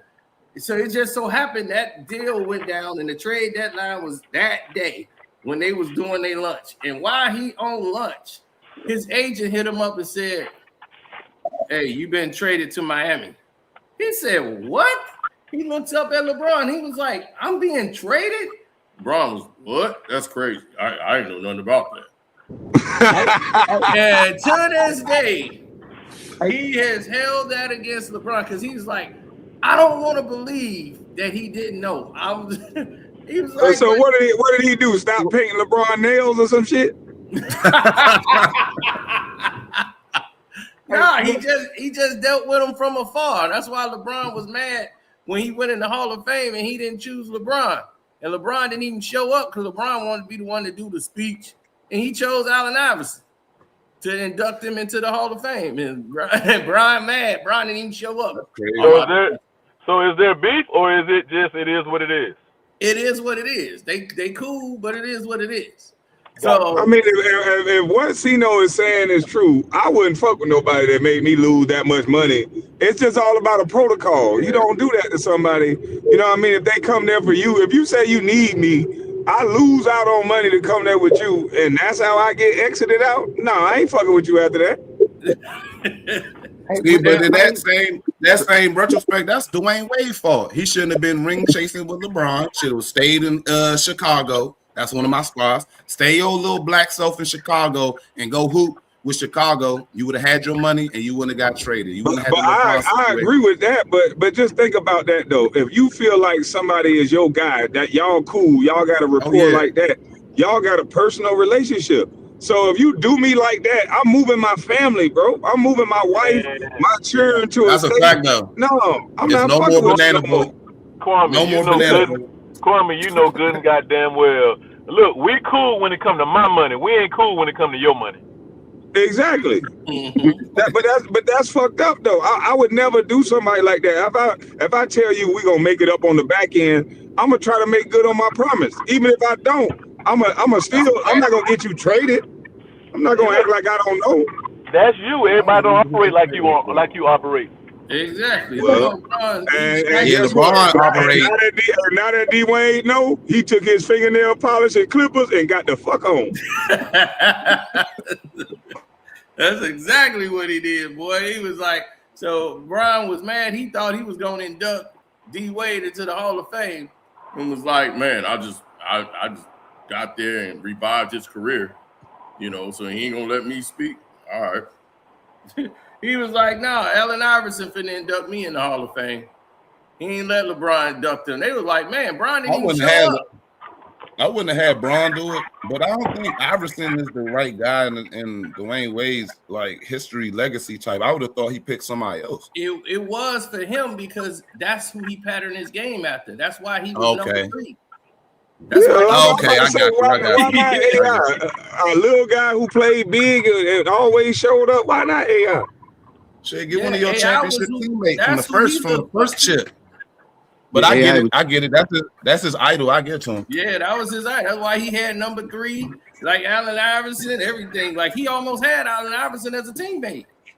Say I wasn't hooping and y'all didn't try to get the Iverson cornrows if y'all had hearing me. Yeah, they had a chance to get Allen Iverson from Denver. They had a chance to get him. And they should have, because he would have been all-star. Got damn alarm on in the background and shit, man. Y'all mute your mic if you niggas got alarms on, mowing the grass and shit. Yeah, didn't Chucky Packers play for the Nuggets back then, or am I tripping? No, I was on that team. Yep. Oh yeah.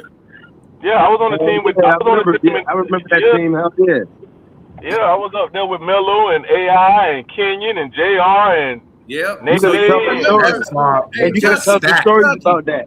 But see, this what y'all don't know about a guy like Chucky, and this is why I hate when they always talk this superstar talk. It's some guys that you just gotta have in the locker room. You got a bunch of different personalities. It's some guys you just gotta have.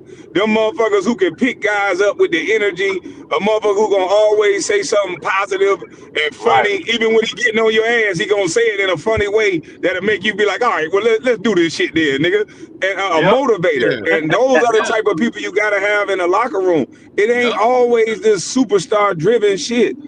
Most superstars are quirky a little bit. They're stuck in their own ways. So some superstars are not good motivators by speech. They're motivators by action. So you need that vocal guy that'll be in the locker room, and Chucky is one of those guys. Hey, Chucky, yo, could you tell one of them stories one of these days about the locker room? I got a million stories for y'all. Hold on, I gotta say this. Hey, Chucky. Remember, you was there in Denver when JR almost killed Carmelo Anthony in that car accident? Was you there? I wasn't there when he did that. But I was there when all the shit kind of went down when Melo got his DUI. Oh, okay. Yeah, okay. You know what I'm saying? I know them locker stories. Fire, man. I know them stories. Fires up. Yeah.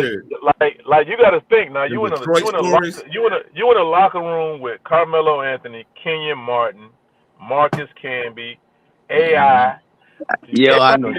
Hey, look, everybody forgot we also had Birdman too. Yeah, that's crazy as hell. I know that shit was crazy for you in that. Man, I know that was crazy. So I didn't even know that was But here was the thing. Here was the shit. We didn't have no fucking discipline, bro. Damn. I know that shit was crazy. Like motherfuckers was coming to practice in big ass with do-rags on and fucking 5-carat earrings in. Niggas was practicing in jeans. In jeans? Nigga. Come on. Hey, when somebody playing in jeans, you know they not serious.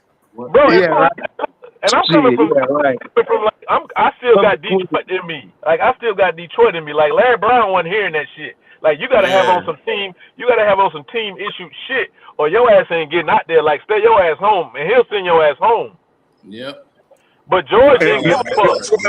That's why I was trying to tell these guys, you can abuse the power of being a superstar. Because who gonna tell you what the fuck to do? You know Nobody. what I mean? There's only a very few coaches that's gonna hold you to that standard, and Larry Brown was one of them. He didn't Yes, give a fuck sir. who you He were. didn't give a fuck. He Who didn't he give a was? damn. No, he didn't. But George Karl, man, he George, couldn't stand the Melo. fucking George He Karl could was a not stand fucking Melo. I don't know what it was about Melo, but he I just think could he's scared. not stand now. Melo. Hey fellas, check this out. This was my first meeting. This was my first meeting as a Denver Nugget, as a team. Remember now, I had never played on a team with this much talent. Right. So we get into a team meeting, and I'm looking around the room, and I'm like, shit, we got to win this shit with all this fucking talent, right? So George Yeah. gets up there in the front of the room. He walks up there with this goddamn all this paper and shit in his hands, like he got some real important shit to tell us. And you know he's gonna motivate us from day one because training camp start tomorrow. This motherfucker gets up there in front of everybody and he goes, guys, all we need to do is win 60 games. And then we're like, okay, 60 games. I'm looking around the room like, shit, 60 games with all this shit, nigga, that's easy. You know, Yeah. we're gonna win 40 games at home, and we're gonna win 20 out of the 41 on the road. And then when we do that, I'm gonna get my contract. And I'm like, What? so we're all looking around the room, right? We like, damn, that's it? That's the fucking speech? Hey, Chucky. Hey, and look, Hey, sometimes, hey, Chucky, let me say this to you right quick. Yeah, sometimes I look at the chat, they be like, yo, who Chucky? I was like, man, I was thinking about it. Chucky played on all the great teams that Hell yeah. that Played on won. my I was team. like, he know about the Lakers, he know about Boston, he know about Detroit, he know about Denver. Yep. And people don't even know. I was checking. I'm like, dude, really know, and you can actually get it. You can hear it from the horse's mouth, type of deal. You know, we can sit on here and speculate. Nah, dude, really know. Yeah, I'm gonna tell you exactly how. I'm gonna tell you this. I'm gonna tell you this shit exactly how it is. I'm like, nigga, you got all this shit in here. You ain't talking about no championship. All you talking about is your fucking deal. Yeah. Like from You know what? I thought he was gonna say 60 games because I was trying to get home court or something. Like was the point. He said it for his contract. That motherfucker say, if we win 60 games, I'm gonna get my contract. And look, and from that moment when we walked out of that motherfucker, we was off of him. Like, I ain't give a fuck what he said. We was done with him. That's crazy, bro. You remember that Allen Iverson game in Denver? I don't know what was going on with Allen that day, but he went off for like almost 60 points, like a crazy amount of points against the Lakers, Kobe and the Lakers. That game, that was crazy. He put on like a one-man show, and he just went up on the zone on his own. Till Kobe had to Kobe got so mad at the people that was on the Lakers. He jumped out there on Iverson. He was like, y'all got to do something. Y'all got to stop this man. I don't know what happened to Allen that day. He just was he was locked in. Bro, that little motherfucker. Bro, I done seen him do some amazing shit, bro. Me too, I'm man. talking about some amazing fucking shit. I done carried this motherfucker I done carried him out of the club. Like literally, literally put him on my fucking back and carry him out of the club, and be like, man, ain't no way he gonna play tomorrow. There's no way he gonna play tomorrow, and that motherfucker will go out there and have 50, bro. I'm talking about like it ain't nothing, bro.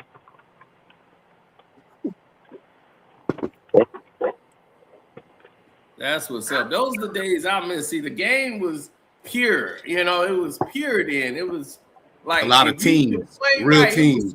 Your skill, if you was good, it's gonna show. You can't, right? Everybody got they light, they shine. Nowadays, they just market and promote somebody, and they okay, they decent, but it's like they not really that guy. You know, like they get all the spotlight, the highlight. Meanwhile, the other guy doing all the work. Like, to me, Jaylen Brown is the best player they got on Boston, but look how they tear him down. Yup. Well, you know why they tear him down? Because he's not a dummy. All he got to do is bring a gun to a locker room and they'll promote him. Damn. That's why guys getting it. Yeah, facts. Yep.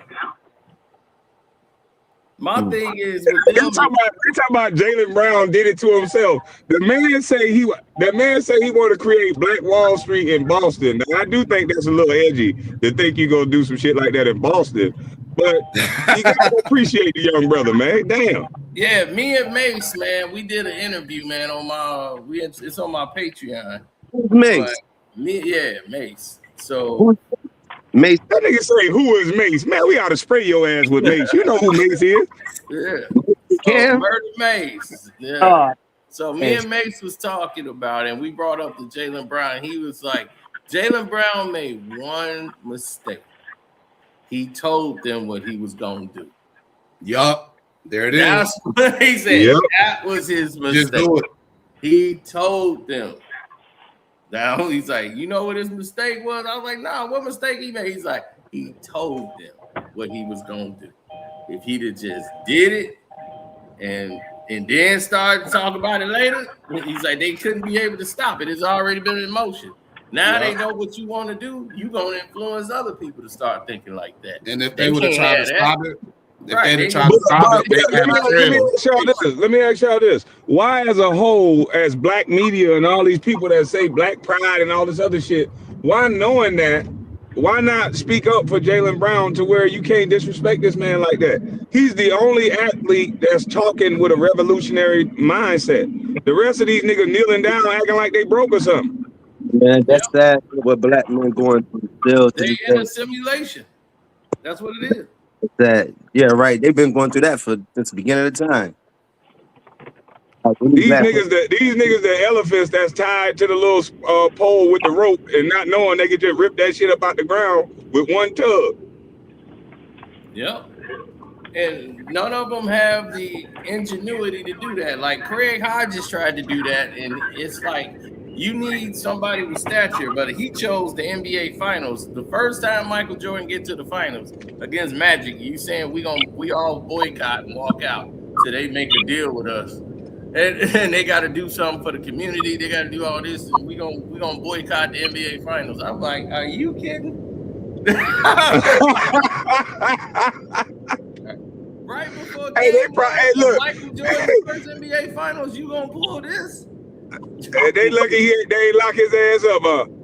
Nah, he ended up getting himself in trouble at the White House. They kept him around because they was winning championships, and then he gave a letter to the president. He gave a letter to Bush telling it, he was like, man, how they always used to say as a kid, just write a letter to the president, and he just wrote it. He's like, I was there, so I just handed him the letter. And man, that was it. They was hot. What the letter say? Yeah, the letter was just saying like, hey, we want to do some things in the community, like do some like research, like recreational programs in these neighborhoods in the inner city, because they support people. Like he tried to tell Michael, he was like, the people in the ghetto, they buy Jordans too. They would like to see Michael Jordan sometimes. They can't all afford to go there. Let's go to these some of these basketball courts. Like we'll get security or whatever it is. Just stay for a little while, just so they can see your face and let them know. You like, hey, we know all of y'all can't afford to go to the game. So we'll stop by one time. Do a charity event for the neighborhood. Raise money for the kids, for their schooling. Book bags, all that for the community. He told that to Michael Jordan. Man, you'd have thought. He cussed Michael Jordan out. Next thing you know, that's how the media put it. Craig Hodges says Michael Jordan ain't black enough. He was like, I never said that.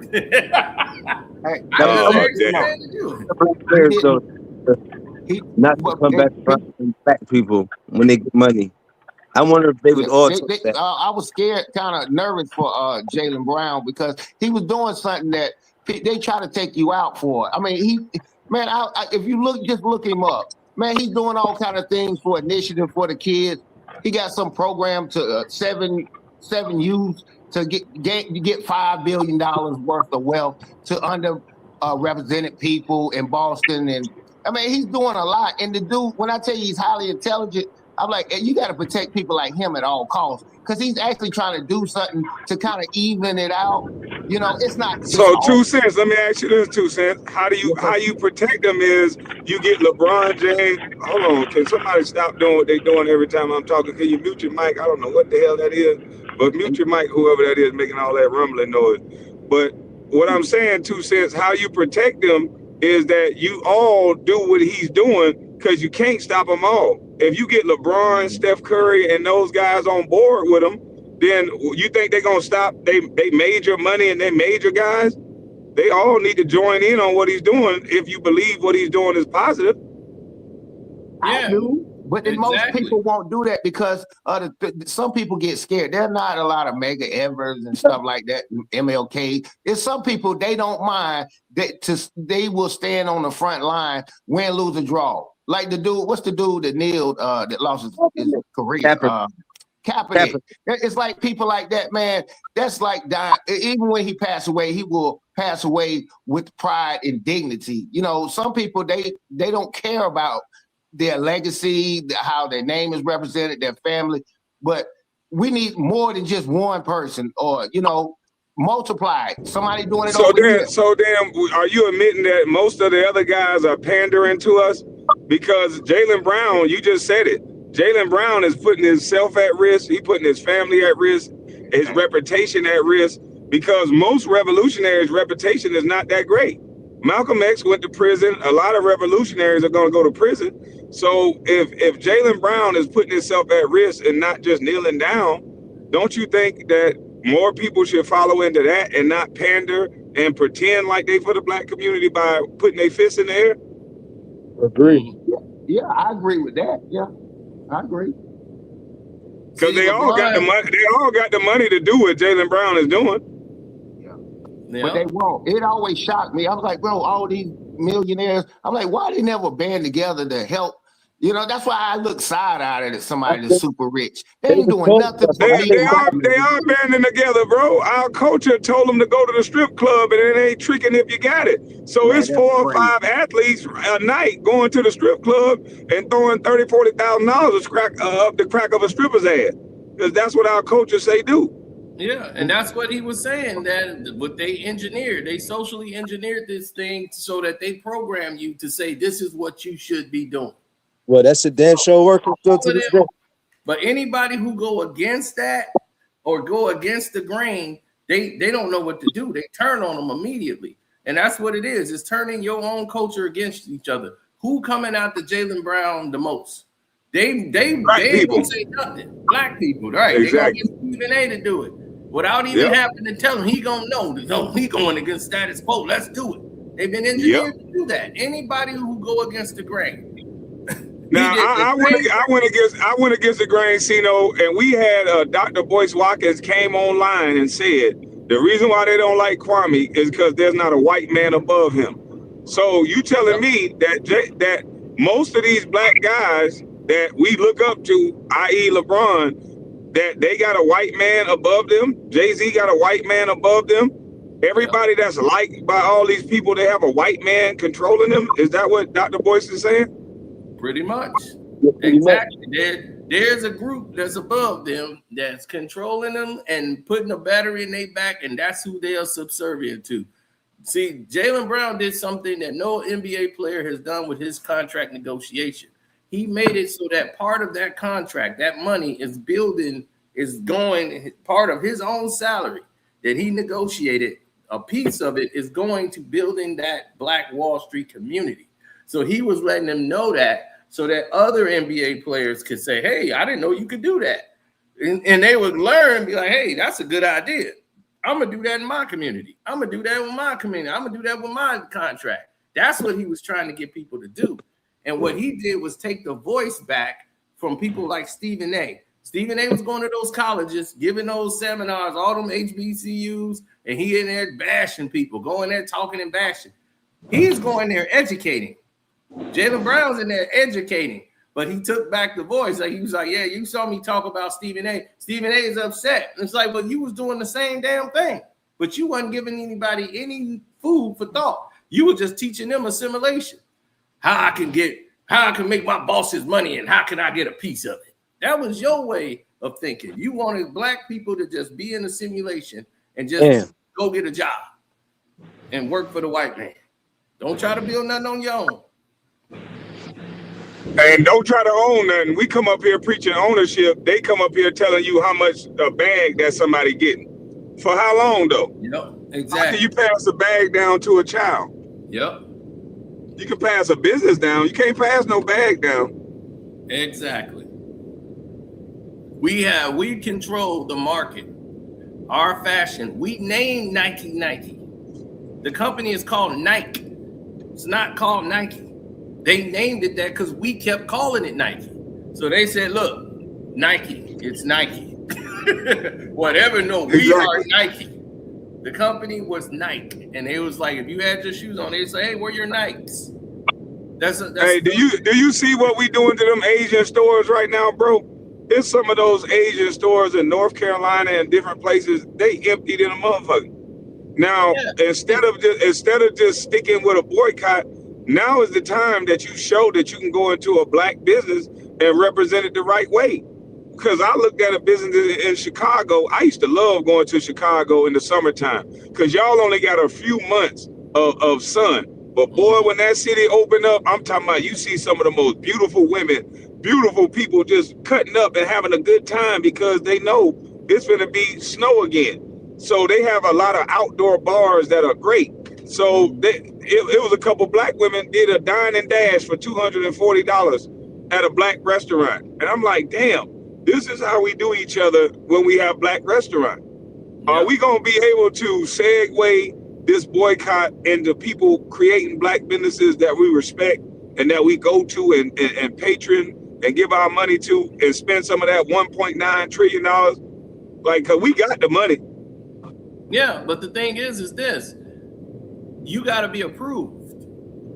See, that's the thing that most people don't think. They don't realize is that in the system has to approve you to be able to get a restaurant over there. You got to get an approval.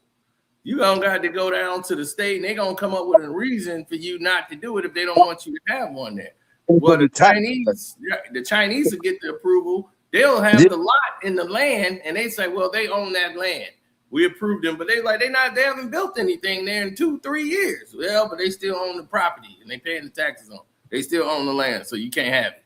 So it's been plenty of opportunities that they try to keep blacks from owning in their own community, and they take from there because you notice most of the people that's got Chinese restaurants over there in those areas, they don't live there. They live somewhere else. They don't live. And that's the scary part, bro. I saw the rapper Beanie Siegel. He started off with a food truck, and now he got restaurants in his community, and he talking about taking it global and going around the world and building little restaurants. And people picking on him and laughing at him as if he downgraded. I'm like, do you know how many 360 deals these rappers in and really don't have no money? It just look like they got money. Why do they always want to ridicule a black man when he get a business or try to level up to ownership? I just don't understand that shit.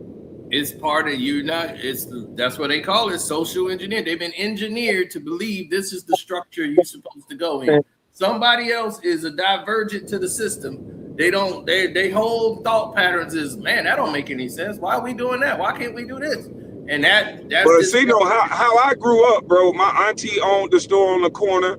My uncle got out of prison. He opened up a store and a car wash, so he was cooking food. Like all the old school gangsters, they cooked. Yeah, they cooked in jail, so they came out cooking and washing cars and doing shit. And then he would do his little thing, his little 1-2 around whatever. But that's what they did. They always opened up businesses. Like nowadays, these young boys just like, where's their business mind? Where's the business sense? Where's being a man? Our culture just teach us to spend money, get hoes, and just spend. That Floyd Mayweather type of mentality where, you know, you work hard and you spend hard, but what about the longevity in that? Where's the generational wealth and just looking like you just a party every day, all day? There's no generational wealth in that. Yeah, and he tried to do the right things. He tried to put his money in some, but he ran into the wrong people and had the wrong people around him, and sharks. And that's what they do to professional athletes. Even the owners of the teams, they put you with the realtor agent. They put you with this guy. They say, hey, you need a place to live. Here's the agent. He in the locker room. He giving you the card in the rookie meetings and all that. They giving you all these people they put in your life is from people that's going to steal from you. That's why you keep a good That's it relationship. right there. I learned that from KB's story, man. KB had a story like that, man, when he just met somebody and out the blue, millions is gone, like a brand new friend they No, get. like it ain't. I ain't just meet them. They bring them to the locker room. They bring them in the NBA meetings. Like Billy Hunter's son used to say, "Who's watching your money?" Like he used to yell that shit in those meetings. And they used to bring people to us that's supposed to be the smartest people in the world. And I'm telling you, there's legal ways to rip these players off. And it's to the point now where you can't blame. Anybody can follow the S&P 500 from their iPhone and invest their own money. You don't have, when you're making millions of dollars, you don't have to have all these people.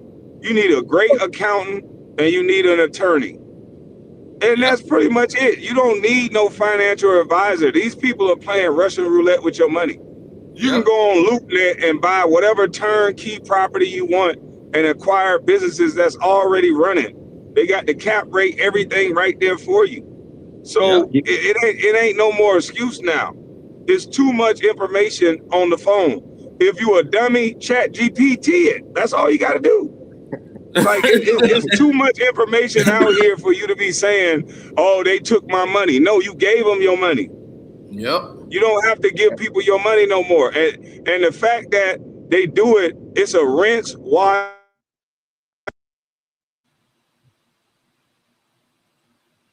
You went out, KB. I don't know if that's me or you. Nah, he went out. That's KB.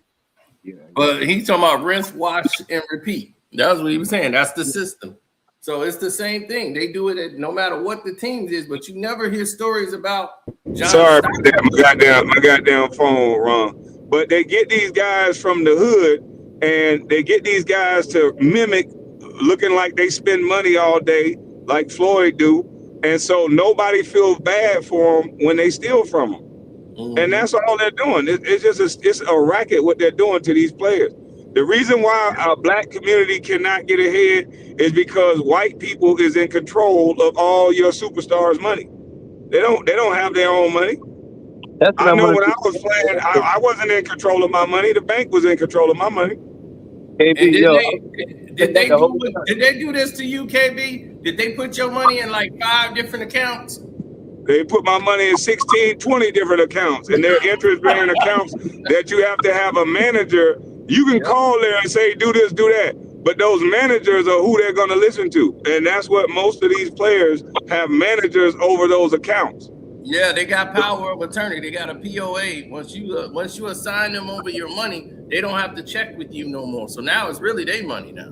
They can do whatever. No, you don't even have to give them a power of attorney. These accounts alone, it requires you to have a manager over those accounts. When you don't need those, when you go to the private bank side of things, you do not need those accounts. Those accounts, they're going to listen to the manager over you.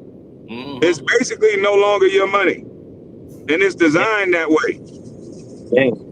And that's why it is not valuable. You would have made more money as soon as you got your check. Take $1 million out, or however one, your first million, put it in a CD account and don't touch it. Just don't even think about it and play your whole career. And by the time your career through, you go back and get that money and that been in that CD for all them years, and you be like, oh my God. A CD, a money market account, anything other than giving it to a fucking manager that's going to play. What they do is they take your money, they invest it, they make money off of your money, whether they make you money or lose you money. They make you money based on every trade that they make, and that's all they're doing. Yep. Remember what? But notice that you don't never hear about John Stockton, Dirk Nowitzki, none of them guys going broke. You don't never hear that. And they didn't make a half or a fraction to what these other players was making, 300, 400, 500. And you was like, man, why they not broke? Why they got all these good deals? Because they designed it that way. They designed to make sure Dirk gonna have the best investments ever. They come bring him a deck because shoot, I got decks right here they done brought me into billion-dollar companies they want me to invest in. With A-Rod, I got a company with A-Rods in there. They want me to invest in there. But that's what I'm saying. They're gonna bring the best of the best in front of those guys. They're gonna say, "Hey, we got this deal." No, they bring the best of the best in front of everybody. But I'm gonna tell you what fuck up a lot of people. They get involved in these hedge funds. A hedge fund is not guaranteed, and so they already tell you that. They condition you and let you know. And so they get black players involved in these hedge funds, and the only people who make money out of the hedge funds is the people at the top who create it. You got 7 million, 10 million, $5 million lost, and it's legal. It's a hedge fund. It's a gamble. They start these projects. They say the contractors did whatever. You can sue them. You get a portion of the money back, but you don't get what you put in. Exactly. So everybody's just making money. Then on top of that, you got in the hedge fund, you don't know who's all in it. You don't know who's all in this hedge fund. You don't know these people at all. There's somebody from Zurich involved in the hedge fund. You ain't never seen, don't know where this person is. Your money can be in Zurich somewhere, and you don't know what in the world going on. Somebody in the hedge fund who at the top of this big major hedge fund has got control of the money. Yep. Is your money somewhere in Zurich somewhere? You don't even know who in the world is out there. So no, always be in control of your money. What's that ticket noise? You're more better off not investing it at all with these people. You can invest it yourself. If these players thought like, let me go buy this community, get this industrial real estate, let's get in this thing here and buy this area here, you will make more money doing that. You ain't got to think about that now. Man, most of these guys are from small towns. You can buy a trailer park. You can get some land and put tiny homes up. You can build your own subdivision with the type of money these guys are making. No bank note, no loan, no nothing.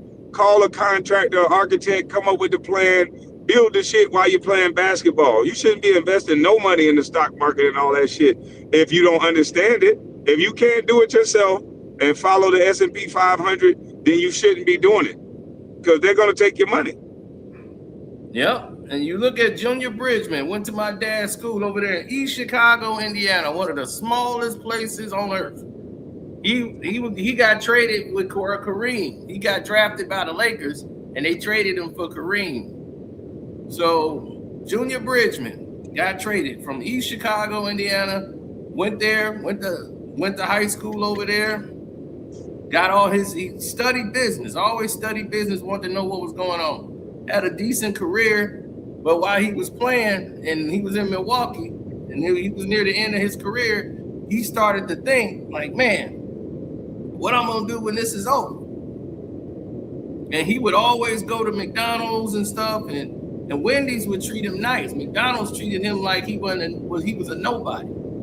So he would always like, all right, you know what? I'm going to go to Wendy's because the manager there was real nice to me. He was respectful. So he always would go to Wendy's. So he was like, man, you know what? I'm thinking about retiring. I got some money saved up. I'm going to buy me a Wendy's. So he went and bought a Wendy's. And then it was like, man, a good franchise dish piece. He's like, at that time he bought it. And he ended up buying 450 restaurants altogether. He had 160 Wendy's. Then he bought the Chili's restaurant for 120 of those. And then he noticed what was happening with the restaurants and said, hey, he saw another big play. He knew that everybody out there, Junior Bridgman knew that people was drinking sodas and all this, and they was coming in with the new fancy cups. He said, instead of doing a deal with just one plant, like, let me go get some from my store, he went to the Coca-Cola bottling company and bought it. As a private buyer, he bought the Coca-Cola bottling company that distributed to McDonald's, Pep, Wendy's, everybody. So he said, you know what? I'm gonna sell 100 of my Wendy's, and I'm gonna sell all the 120 of my Chili's. And I'm gonna keep 60 Wendy's, but I'm just gonna get rid of them, and I'm gonna buy this pot bottling company. Because now they distribute it to everyone in the world from this Coca-Cola location. He bought it from Coca-Cola, and he had more money than Michael Jordan. He had more money than anybody that played in the game. Made money consistently, even all the way to he just died last year. Died with a net worth of $1.4 billion. This is what this man was about. When Ebony and That's Jet why they don't like Jaylen Brown right there. Yeah, when Ebony and Jet went broke, when the Johnsons had passed away and they had it, and Ebony and Jet went broke, he bought it for $14 million. They declared bankruptcy. He just bought it just to buy it because he's like, man, that's part of Black history. We gotta have Ebony and Jet. So he bought that in like 2020. So This man was always innovatively thinking to go higher, and he was just about to go higher than this. He was going to do another deal. He had 10% interest in the Bucks. He came in and became a partner of the Bucks now. So he had 10% ownership in that. Now that money still go to his family. He passed away last year, but why he the only one following this model? Because the rest of them real. The rest of us real, man. We gotta get the hoes, the baby mamas. We gotta go to the strip club. We gotta turn up, man. We gotta buy clothes. We gotta buy cars and shit. We gotta look good. Mm-hmm. And everybody want to be like Mike, but they ain't want to be like Jamal Mashburn. I'm like, Mashburn was like, man, Monster Mash. He went to college. He actually went to class. He just could play ball good. But when his career was coming to an end, he did the same foundation. He said, hey, you know what? I need to get involved in the business side. I want to go ahead. He started buying up a lot of restaurants, and he started buying a lot of hotels. He had 38 steak backs. He had all these Papa Johns. He had 40 Papa Johns, and he had 3 Dunkin' Donuts. Then he bought in Kentucky, he bought this car dealerships. He bought a couple of them. He's like, let me get these car dealerships. Because every year somebody's graduating and they buying a kid a car. That's another car gone, another car. He's like, man, he's looking at how many graduations and all these kids out here. He's like, it's all these kids, that's cars. Every year, graduation, them a whole new set of cars. Every year, he's like, I know where to put these at. And he's like, graduation deals, we're gonna have all kind of things going on. He knew how to sell. So Mashburn knew to get with a group and said, let's get with a purchasing group. And he tried to buy the Charlotte Hornets. But Michael Jordan came in and backstabbed him out the deal. So this is a whole lot of stuff that was going on in this game. Jordan could not let Jamal Mashburn beat him out and get an ownership over him. That wasn't gonna happen. So he was like, you know what, y'all can have it. But that's what went down, man. And we don't promote Mashburn. We don't promote none of these guys. But they always talking about, but the NBA players are not smart enough. They don't gotta be goddamn smart. It's already laid out for them. All you gotta do is follow the blueprint. It's right there for you. Yeah, Monster Mash just did it. Man, there's a lot of people who was businessmen, but they don't want to market that. They don't want to promote that. So then do the NBA cares? Every year, people keep trying to figure it out. How do athletes go broke after playing in the league 5 years after they're done playing? They go broke because they don't give a fuck. They don't promote guys like Mashburn. They don't promote the people that are doing things after basketball that you don't have to necessarily be so smart. You get with a manager, get with some guys, and just follow the blueprint. It's right there for you.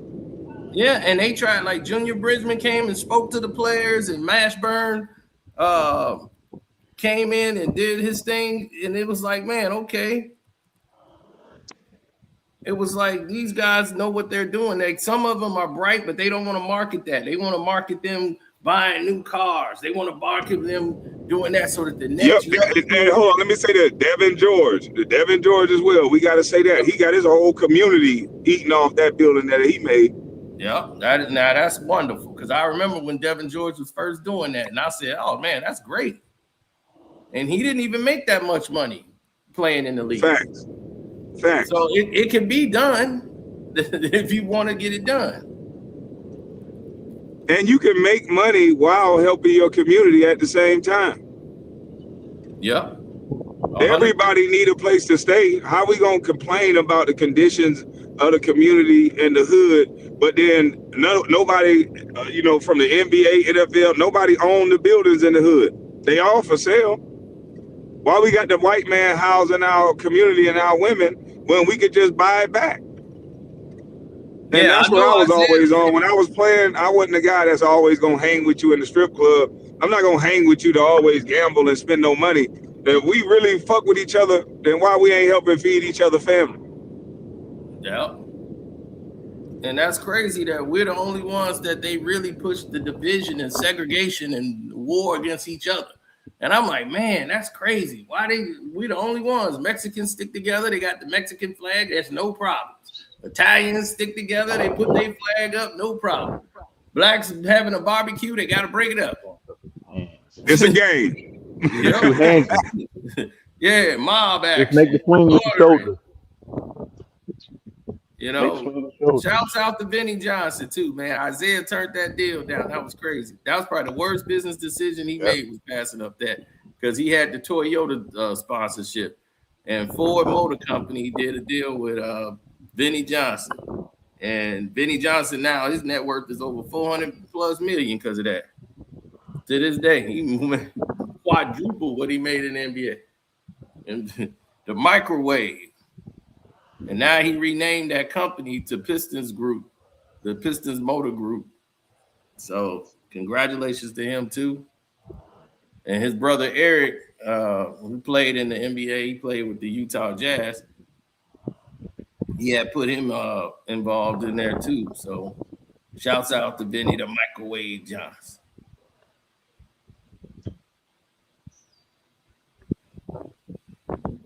I'm all for it. I'll see Chucky on the golf course. Yes, sir.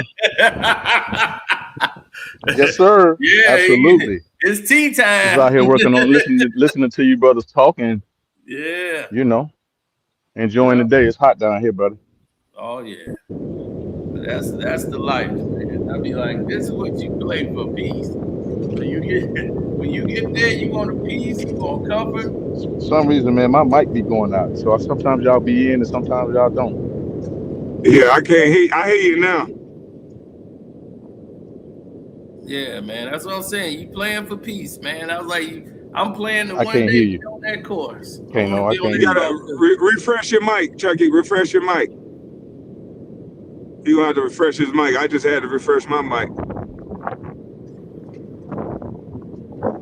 That StreamYard is tripping today, boy. Yeah, man, they be having hackers go crazy trying to mess it up and everything. I had to refresh it, do a whole bunch of stuff with mine. I think the junkie's going wild, man. I got flagged this morning. I was on YouTube. I beat a harassment and bullying flag this morning. And I need you to unwind. Huh? I'm gonna have to drop Chucky ass. He don't know we can hear him. He talking about unwinding and shit. We don't know what he about to say. Yeah, exactly. I think he talking about a swing. So oh he shit! Now I can't hear you. Hold on. Got a swing in there.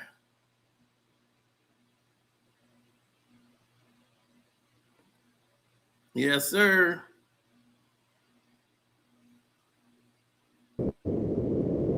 Let me see.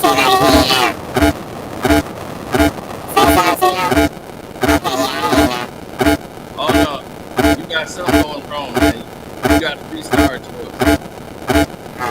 You got to get out, KB. Yours is going. It's like RoboCop, and then it was like beeping.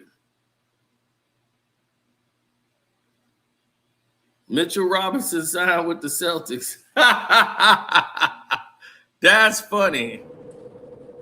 How about now? Oh yeah, it's perfect now. Okay. Damn, boy, they got damn mics, boy. Yeah. Damn, mic's crazy. So now Mitchell Robinson is joining the Celtics. I told him all that pay to play. It's time to break it up. I think that's a good thing. Yeah. The They, Pistons, we just bought it. We just bought the guy, the rookie, who was just like him. The Knicks couldn't afford to keep him because they ain't got no money. They did 2 cash deals. They gave away 2 of their draft picks for money. Then signed Shamit back for $24 million. Why? You could pick up a Shamit. You was better off getting. You could have picked up Luke Kennard. He was exactly what you needed. Now he done went to the Phoenix Suns. The Suns slowly been getting players. They got Luke Kennard. They picked up Bridges from Charlotte. Charlotte had their first run building, and then they just started getting rid of everybody. they don't want to win. They got rid of Lonzo Ball. They got rid of Bridges. I'm like, man. That's gonna be a ghost town in Charlotte at the game. Oh yeah. Well, we already knew Quentin Grimes was leaving to the Lakers. We knew that. It was just a matter of time. They've been working on that deal. So it's final. I think it got finalized today. So that's to the guy in the chat right there. Yeah. The Lakers have got better. Of course, they was already gonna be the without LeBron. They had to do was dump the anchor. Bronny might play better. Shit. Like Bronny might be playing better. Bronny, Homelander Jr. about to wake up. Yeah, he'd be like, I finally got rid of his old ass. I'll be like, I can't stand him. I'll be like, all right, see Bronny with the program. We done corrupted Homelander Jr. Well, you might be right. Every time little Homelander was trying to grow up, his daddy would come out of nowhere. Let me show you how to do it, son. You ought to outshine the boy everywhere he go. Right. I talked about that when he was in high school. Is my mouth messed up? He joined the layup line, KB. He got in the layup line. See what I'm saying? High school game. Here come Bron in the layup line. Dunking. In the high school. Want to outshine the boy. Want to outshine the boy everywhere he go. You can't outshine your son every time. Yep. And that's a problem. When you got this situation going on, and I'm like, what you gonna do for his confidence when he gotta be his own man? That's why he wanted to move out and get his own place.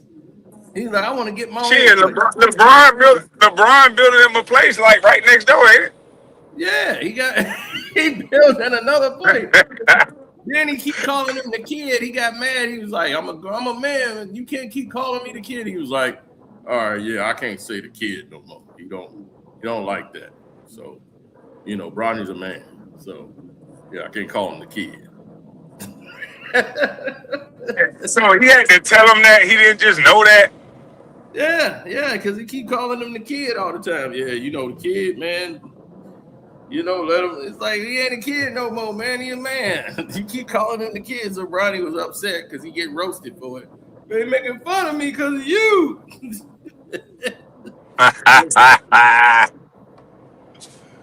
I just don't understand why LeBron don't know that. You got a grown ass man right there next to you trying to be his own person and get out of your shadows. You know you a big figure. Allow the man to grow up. Yeah, and what's gonna happen as soon as the season starts, as soon as Bron get to where he at, they're gonna end up cutting Bronny. They'll waive Bronny so they can go ahead and get Bronny over there to wherever Bron at. It's gonna happen. It's just a matter of time. As long as he got his money guaranteed, he good. He got his $2 million guaranteed. They're gonna let Bronny go. Man, Bronny gonna go to the goddamn Detroit Pistons and be a star. I'll laugh my ass off.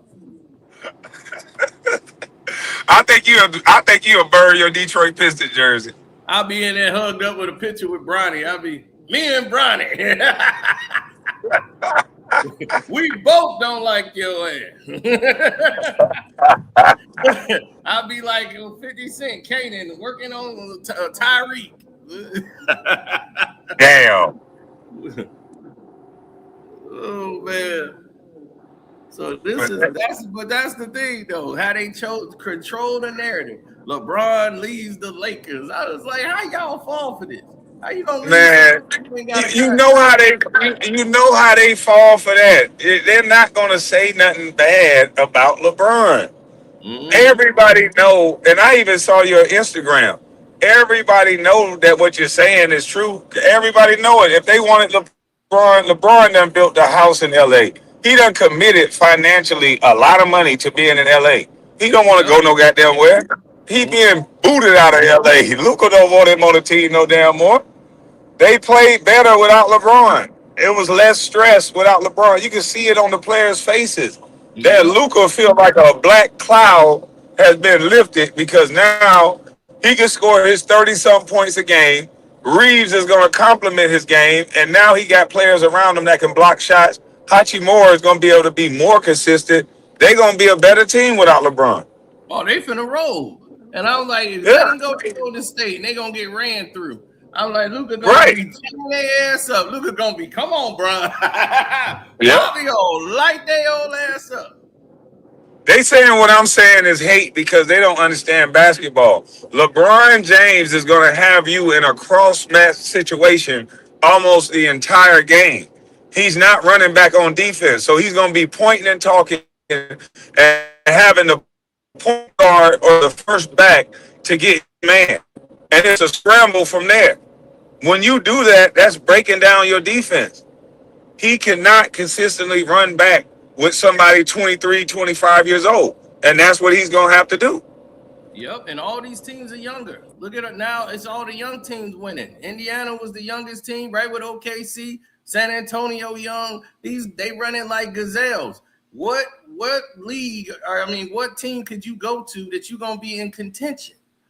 I was like, it's not that. It's just mostly, and wherever LeBron James go, he brings the drama, the toxic and energy with him. He's never, everywhere he goes, toxicity follows him. He's trading people. There's dramas with the coach. He's trying to get the coach fired. This person over here. There's never any peace when he is on a team. Everywhere he went, he brings it. Y'all told him, I was like, he's gonna bring all that nonsense right to the Lakers. He did the same thing. He had Darvin Ham, great coach, got him fired. He had like 3-4 coaches fired within 8 years. It's crazy. Got rid of all their young talent, all their draft picks, everything. Lakers didn't have anything. They just starting to get stuff back. Now that he was getting up out of here. Now, But you know what they're going to say to rebuttal you, see, no? With his legacy, you should do what he wants. How is that benefit you? The legacy got to benefit you. Then you hear the thing talking about he felt disrespected because they offered Kobe an extension at the end of his career. Kobe got it, but he didn't get it. What the fuck that got to do with him, though? Because he's LeBron. He got it. Hey, if Kobe got it, I'm LeBron. I'm going to get an extension. Man, listen, man. Look, Kobe still tried to play defense. Kobe was sliding them feet 13, 14 years in his career. He's steady trying to get better. Is trying to keep his hips mobile so that he can still be the best on both ends. He didn't just settle in to shooting 3-point shots and hollering at teammates to go cross match. No, he took it serious. He didn't cheat the game. And casual fans call that hate. That's not hate. I understand the game of basketball. And anytime a guy has to cross match as much as LeBron, it breaks down your defense. Exactly. And then Stephen A said it with a straight face and almost fell out. Man, I couldn't believe it, man. In my video, I had to go off on him. I couldn't believe it. He talked about Luka and Austin Reeves can't defend and can't guard anybody. Okay, but then he said, so you got to re-sign LeBron or you're not going to win. It's like, why? That doesn't even make sense. How is that your defense? The defensive move to go to.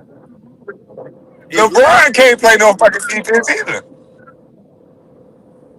At least Reeves and Luka can get back. When Reeves and Luka not crying about calls, they can actually get back. LeBron can't get back every play.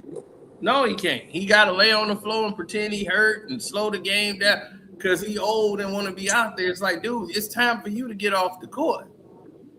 I don't think the Lakers could beat OKC, but they're a lot better off with LeBron ain't on the floor. And now that's going to really be evident. You're going to see them winning more games. And Austin Reeves, I'm like, dude, Austin Reeves was giving you 30s and 40s. Luka had 45, Austin had 30. They were rolling. He came back and ruined it all. Ruined it all. Right. And the thing is that Hey, they'll have shit, guys man. in the bucket. Before he came back, before he came back, he ruined it. He had his agent start talking about Reeves in the worst way. Mm-hmm. And then they had to check him at the game. They ran into Rich Paul like, man, what the hell are you doing? But see, this is why I was glad he did the show. I was like, I'm so glad Rich Paul is on this show because he gonna reveal how stupid he really is in front of the whole world. Because before, he never used to talk. He used to always be quiet, and they used to always talk about him, but he didn't used to talk. Now he doing all this talking, and I'm like, y'all gonna see how stupid this man really is. He tries to play smart. He's a hustler. I done seen guys like him 1,000 times. I'm like, trust me, he has never negotiated a deal for LeBron James, ever. That white man sued them, and they settled out of court.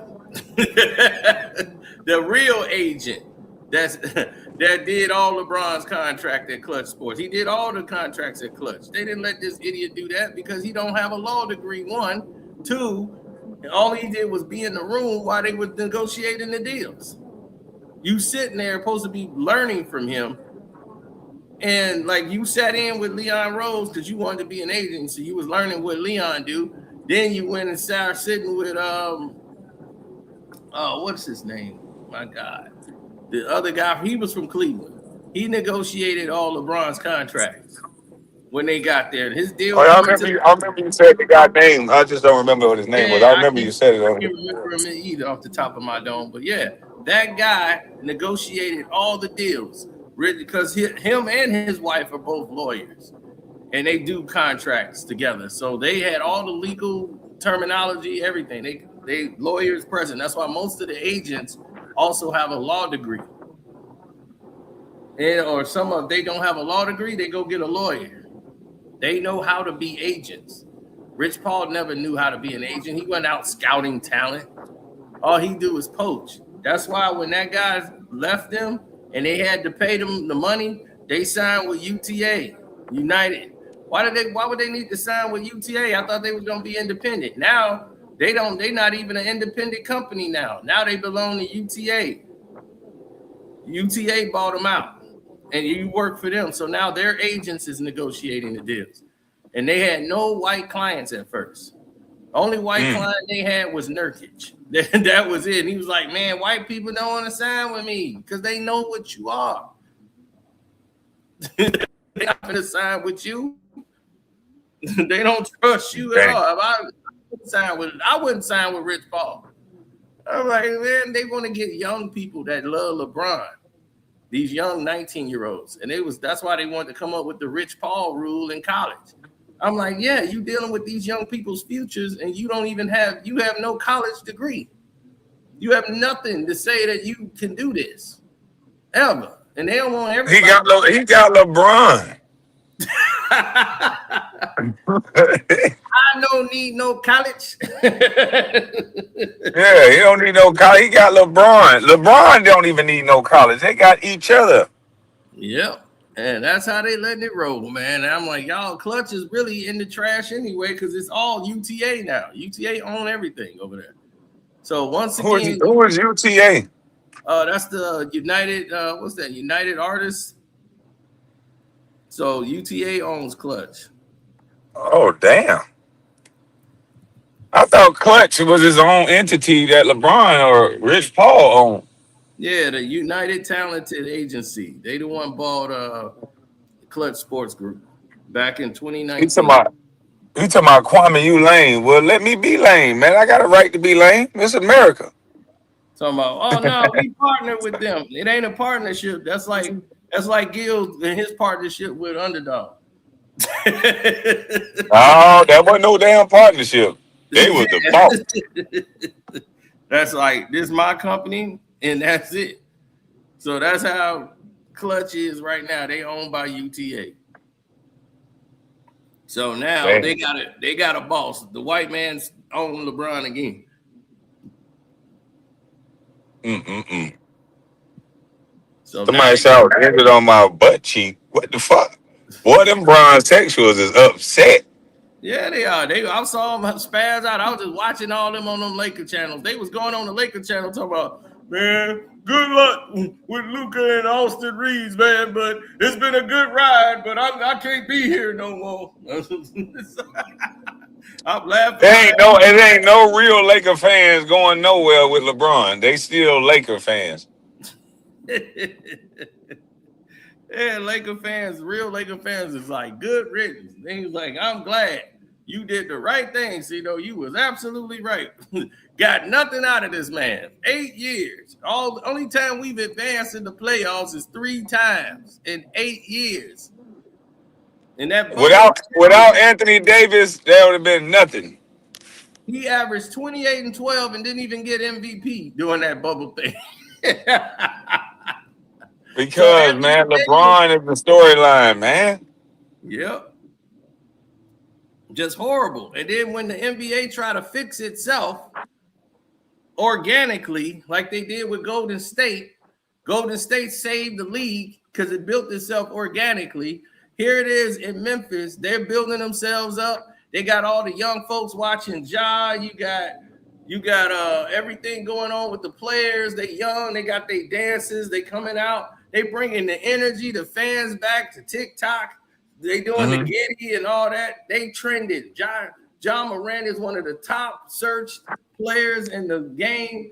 And what do? You got Dylan Brooks as the villain.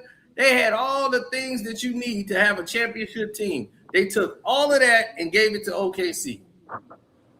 And you have LeBron James at 40 beating them in the first round. You gonna help LeBron James beat them in the first round of the playoff, giving them 30,000 free throws. I'm like, oh my God, this is horrible. Because LeBron's got to beat the villain, Dylan Brooks. I'm like, oh, this is goofy. You know how it go, man. The storyline, it got to be, this is the NBA days of our lives. Yep. They say, Kwame Brown, you scared of Gilbert? Hell yeah, he bring guns to the locker room. He a fucking felon. Shit, I'm scared of a felon. Yep. He got a charge right now he fighting. So, yeah, I got every right. I'm a citizen. Mm-hmm. Boy, that dude looks sick as hell. I saw him on the damn Stephen A. Smith thing. I'm like, boy, he got to lay off that Ozempic. That thing. That Ozempic done sucked his goddamn cheekbones in, boy. No, he wasn't nothing but eyeballs, nose, and a mouth. I'm like, God damn, where's his head? That motherfucking head big as shit, Paul. Goddamn eyes all bulging out his head. I'm like, what the fuck is wrong with this boy? Yeah, he gotta lay off that shit. Man, listen. Hey, Gil, whatever peptide or whatever he on one of them peptides that's making him lose weight. Cause them WNBA shoulders done popped out they protruding out even more, boy. Golly, that boy look like he going to play for the Mystics. Damn, boy, what is going on with you, dog? It was nothing but eyeball. I'm like, he ain't got no face. He like a Mr. Yeah, he looked like when 50 Cent drained his body down for that movie. That's how that motherfucker looked on that show. I knew I wasn't tripping. It was like Stephen A. Smith brings up Gilbert Arenas. I'm like, dude, what is Gil finna say? He's stage 5 or stage 6? What's going on here? That's what I'm saying. I'm like, this motherfucker look fucked up. I ain't no resident. I wasn't gonna joke about it because I'm like, damn, he got to be going through something. This motherfucker fucked up. Yeah, boy, I'm like, stress or something, boy. That underdog thing then broke him. I'm like, shit. That boy was nothing but eyeballs, nose, and a mouth. Yeah. Oh, God. I'm like, what happened? Then he used to have a face? He used to have a face, man. I don't know what. Damn, he must have been in there smoking on that good green all this whole time. He dried up, boy. Yeah, boy, you better get some damn hydration going on. Get you some water, don't you? Then you don't tell me you done lost the water deal too. Didn't you have a water deal? He must have lost the water. I don't know whether it's the Fed case or losing it. He went through a lot of shit. He lost his whole channel. They kicked his ass out during the playoffs. And then he's still fighting the Fed. That man got them stressed out, boy. God damn. And he trying to have a baby with the swimmers not swimming. The man stressed. He better go. He can't even go to Jamaica and let Melly heal his ass over there, man. Melly can take him over there, get him some of that Jamaican spices and shit, and heal him. But he can't even leave the country. He fucking fighting a charge. Yeah, your passport right here. You can't go nowhere. Damn. Every little step you take gonna be in that basement. The feds will be there every little step you take. Oh man, he over That there. junk, hey, that goddamn junkie gonna talk about. He did a live the other day, yesterday, talking about his father was there every time he made a mistake because he was watching one of my lives. Where I was like, you got to show young men how to get it on their own instead of giving it to them. He talking about every time I made a mistake, my daddy was right there. Whether I needed anything, my daddy was right there. I'm like, look at you. You got a daddy now and Gil, you little soft ass. He keep running the daddies. That's why he like, I got 2 daddies. I was like, he did one of them. He talking about he had 2 daddies. I'm like, ooh, don't let me clip this up. Man, that boy there straight punk. Don't let me clip this up. 50 years old, first house. I'll be like, boy. He said Josiah contract ain't up until September. He probably sent home until they decide what they gonna do with him. They just sent his ass to the crib. They just did the same thing they did to Gil. As soon as July hit, that was the end basically of the show. Yeah. But they gonna keep running it. But they know Josiah ain't gonna stick with Gil, so they might as well send his ass on. Right, send his ass home. I mean, he ain't doing no work for you anyway, and he always over there anyway, so just send his ass over there. So now, here's the thing. Now it's the first. Today's the day, Gil. You can come out. Your contract is officially over. Everybody said I was wrong, didn't know what I was talking about, but said I've been accurate like a mug, ain't it? Man, Gil been lying this whole fucking time, man. Watch that, man. I'm gonna switch over to my computer in a minute, man. Cause I wanted to play this. Gil been lying this whole time. All this big Willie talking about, oh yeah, they can't use none of my staff. Skip work for me and all this other shit. He just said it on Stephen A. He just said it. Well, those guys are still under contract, so unless they're just gonna quit and come with me. I'm like, I thought Underdog couldn't use none of his staff and none of his people. Yeah, I guess you mean after the contract or something, but that wasn't in the deal that he sent over. I don't know if they put it in when he redid his deal that got worked in there or something, but the man just been lying, bro. Them people are still under contract. Yeah. So and I'm like, what deal would you do where you would be out the contract? Your show, you will be out the contract, and everybody else still going. I mean, that sounds like a genius move. I mean, of course. Of course, I'm gonna bring everybody to my house, bring everybody to the table, and I'm gonna sign them for longer than me. Yeah, of course I'm gonna do that.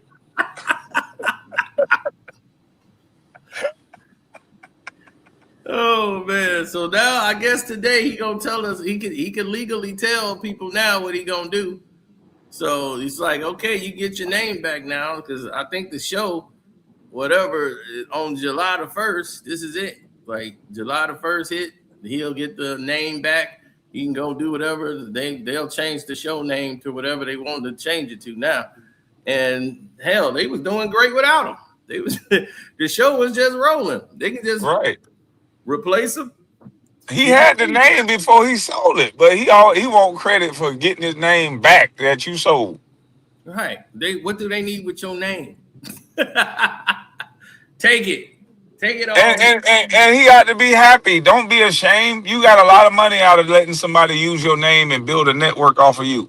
Yep. You got a lot of money out of it, but you just was like a liaison. You built the company for Underdog. Mm-hmm. That's what happened. Yeah. So now they know the formula. They can just go ahead and do what you do and mimic and make another one off you and replace you. You thought you was better than what it was. So, he gonna be back in there crying, trying to cut a deal with them. No, I'm sorry. He want to be back over there so damn bad. He just trying to all this for a ploy to try to get somebody in it today. Go on and take whatever deal they finna offer you. That 3 year, $45 million, you should have took it. You should have took it. I'm like, you stupid, so you need to take it. That 3 year, $45 million. You said that's what That's they great money. I don't understand what the problem was. Well, the problem for him is everybody made fun of him giving up 50%. So now he feels stupid. Because everybody's like, why would you do that for? And he, that was wrong? When we said it, y'all don't know that. You mean to tell me Cino and Kwame was right? Yeah, that can't happen. Everybody in his chat was Kwame was right. Well, Kwame should be happy then for me. I got 100% now. I'm doing it that way. I'm controlling of hiring and firing now. I'm like, you didn't have no control of anything in your contract. I told you when the contract was over. When he was sit down, I was like, no, he still worked there. I was like, he can't say nothing because he's still under contract. His contract ain't over to the end of June. So I was like, everything that I know, you gave me, Gil. How you think I know Josiah contract? You gave it all to me. Then said, Man, that's crazy. And everything is right. And I'm like, no. And listen, he had people thinking that he was just giving you stuff just to trick me, but he actually giving you real shit. Yeah. Talking about you think I'm dumb enough to give you information? I know you dumb enough. You did it. Exactly. 4 years. He got everybody thinking it was just a ploy of fake information that he just giving, just being a genius. I'm like, no, this dummy is actually trying to prove himself to Cino at every turn of the corner. He got to prove himself to you. All right, and it don't even make sense. I'm like, dude, I don't even make videos on you. You're not even worth it. I was like, you're not even worth the attention. You don't move no needle. None. You just got people attach yourself to you because you start going back and forth with Kwame. Kwame moves the needle. So before you going back and forth with him, that's how Stephen A wouldn't even hold a conversation with your ass. Until you was going, he was there. Go at it with him. Yeah. You know what? Gil's all right. Because he was getting his ass lit up. He thought he was going to show some basketball highlights. Thought that was going to help his damn bum ass show. And man, next thing you know, he going to go and attach himself to him. Then Shannon Sharp. Then LeBron. And he didn't stab every last one of them in the back. Every last one of them. He didn't talk behind their back. So I'm like, if he going to do that with me, who else he going to stab in the back? You going to try to take Shannon Sharp's agent. You want to create a whole nother nightcap to try to compete with Shannon Sharp because he crushing you. And they never even mention you. And you got fired from nightcap. Talking about it. I left. They didn't give me no money. You got fired because you kept trying to show clips from nightcaps. You wanted to put that on your channel. And they was like, nah, we ain't doing that. We don't do that. And they was like, you know what? We're going to try J.R. Smith. And then after J.R., they went with ISO Joe. And that's been the best. This nigga Chucky is a fucking thought, man. I just saw this picture as I'm at the light. Man, you doing what them thoughts do, taking them bathroom photos. What the hell wrong with you, man? Hey, man. You look. That picture done been Nigga's a thought. Hey, listen, that picture done been on there every time I done been on here, man. You just not seeing that? Hell yeah, man. I was driving. You normally on camera. Oh, yeah. Normally I'm on camera, but I'm moving. I'm like you doing. I'm moving today, man. Yeah, man. Don't let them see your location, B. Cino the only one that can do that. They was chasing me and shit. Yep, it'd be Cino then pop 3 of them.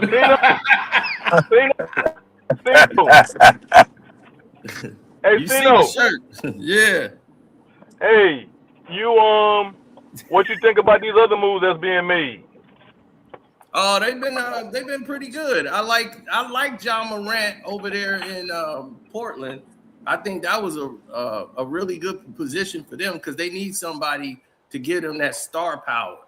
They have a great bench and they have a lot of guards, like they said. But I still like that team with Denny Avia and those guys claiming they played great defense together and they made a big push. I thought they were actually going to have an upset in the first round because they was giving Antonio a good go. Let me ask you this question: other than Drew Holiday, what who on that team do you consider to have any value? Value? Man, you got Denny Avia, and then you have when you mean value, what do you mean? Like, you mean like trade value or like if you were another team? Okay, I can see like serviceable roster. Okay, like if you wanted to trade somebody on there, like who would yes, you sir. trade? Yes, sir. If I was gonna make a move, because they got rid of the guy that they were supposed to get rid of. So I was like, you have to get rid of that contract. That was perfect to get rid of. Oh my goodness, how could I? Jeremy Grant. Right. So to get rid of Jeremy Grant, that was essential. But if I'm looking at the roster and seeing who I want to get rid of, that's gonna be I would say Klingman. I could get a good value for him because he's a big. I could probably move him, but other than that, Smoot came into his own after the G League, getting developed more and more in the G League. He came in and gave him great productivity off the bench, and he's a good energy guy. And he played defense to be a small guard who can't really like explosively jump out of the building, but he plays and hustles, and he makes the intangible plays for you. So if you're going to have anybody, I would hate to lose him, but Smoot, I mean, I was big on him when they drafted him.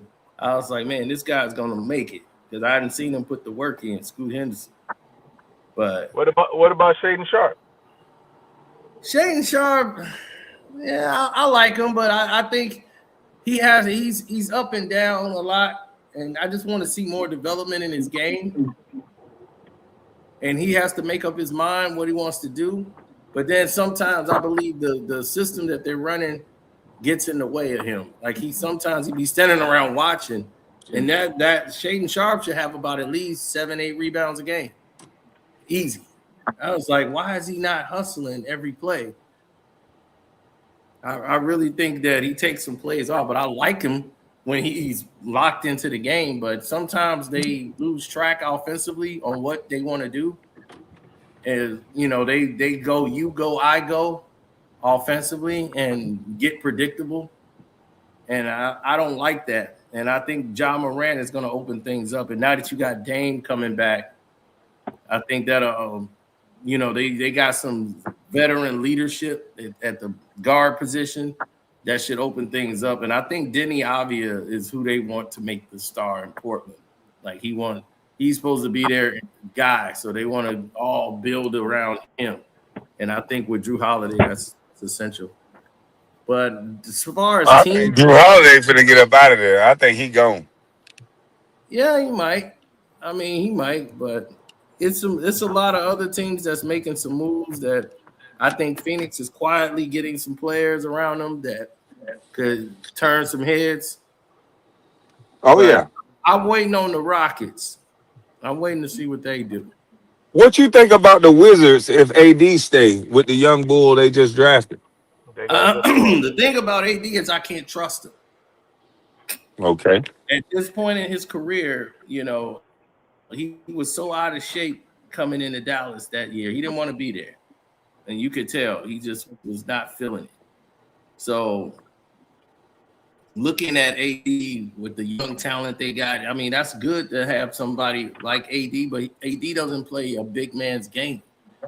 So if you want AJ to be out there being another big guard like AD, where he's gonna shoot from the weak strong side, face up, post moves. I mean, I guess, but I would want him to learn from a big to give him some moves down low. Somebody with moves where he can left hand off the glass, offhand off the glass. You don't even see that no more. Nobody got a lot. They got to be right under the rim to do it now. I'm like, man, offhand baby hook, that's unstoppable from right there. Now all of these players, they just strong hand. That's it. They don't got no offhand, and they veterans and 5-time All-Stars. I'd be like, oh my goodness, this is crazy. You couldn't even get on the court like that back in the day. This is true. I think the Wizards can be. I think the Wizards could sneak into the playoffs. I think they got some good young talented players. It's just a matter of how well they come together. And again, you have to depend on AD because he's your most experienced player over there. Yeah, my whole thing with him is his reliability, him being available for games. Like him having a lot of these leg injuries, foot injuries. Right. So it's like you don't know how many games are you going to get out of him. He's older now. He's not in the shape he used to be in. So, thumb injury for him, and he's out for 3-4 weeks. Yeah, we could say that about Kawhi as well. Yeah, but you got a lot out of him, though. You got a lot out of Kawhi. But last season, but what about a couple of other seasons before that? Yeah, he had to have. That's because he had an infection. Off the knee he had, they took the screws out and he had rust in there. So they had to take the whole thing out. What was supposed to be a routine surgery, just to do it, the screws had rust in there, so it was giving him an infection. So he had to basically run tubes from his arm all the way to his leg, and his leg lost so much weight. It was like really skinny. So he had to spend time building his leg back up so he can he lost a lot of muscle and stuff in his leg at that time. So when he came back in Dallas and stuff and got himself back going again, all the other injuries was minor until this last injury he had, which was serious. Costing him. Was that the reason why he wasn't able to compete in the Olympics? Yeah. That's crazy. Yep. So yeah, a lot of people didn't know that. They don't, they talk. The players, that's why I like that players are speaking on the internet, because they get to tell you what they really going through instead of letting the sports media guy do it, because they just going to give you an agenda and just say Kyrie, he just always hurt. They run with the narrative, but there was a reason for it. Like the other time, he just got stepped on. But then he got his Achilles, like the last time, like his tore his Achilles or whatever, but now he's back looking better than ever. And plus, he could teach the game. That's the thing about Kyrie. He has so much basketball knowledge. That's why every year people go to his camp. Jalen Brunson's been in his camps like every year. And people talking about Brunson is better than him. I'm like, oh my God.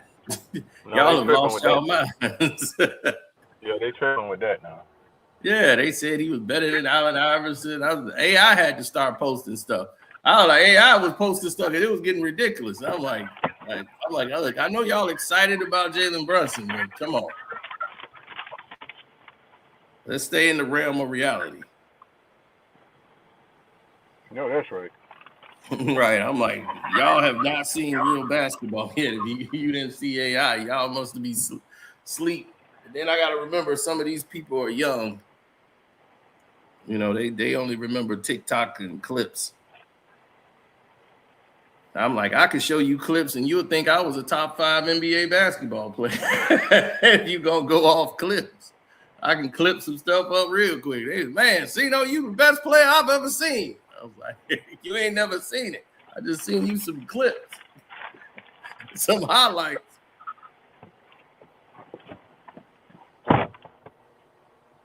So what do you think right now is if you're in the East, what do you think is the best situation for you to go to if you're a team? Like you think like they're one team, one person or one player away from running it in the East, like to get to the finals. They probably like one player away.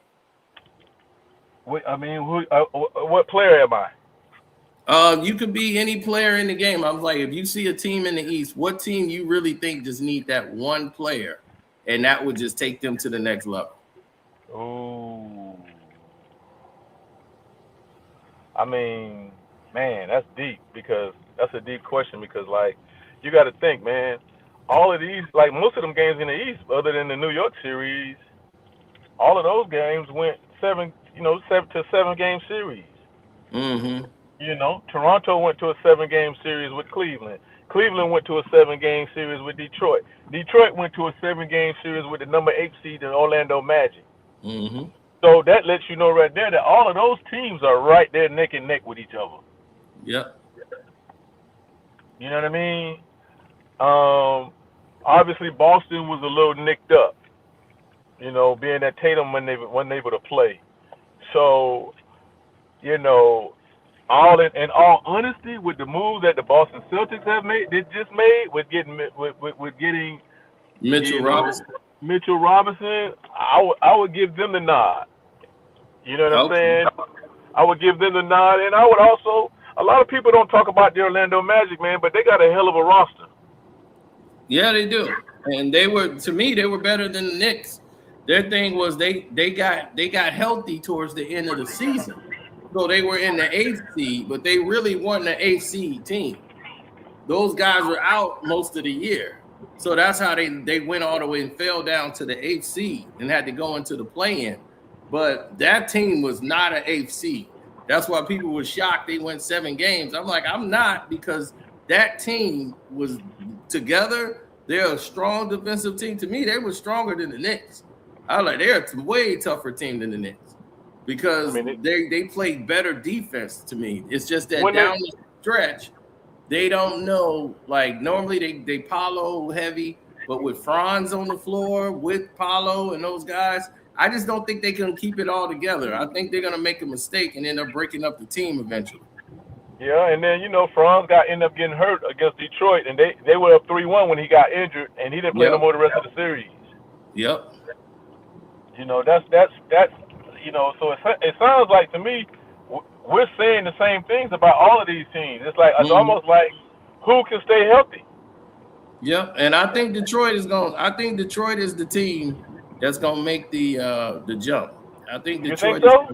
Yeah, I think they're the only team in there. I think is one player away from Why running you say the that? state.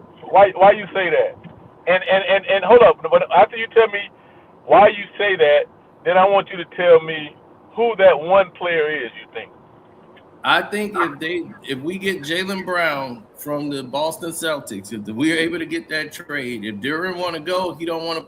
He obviously wants to go because his agent is really screwing him up.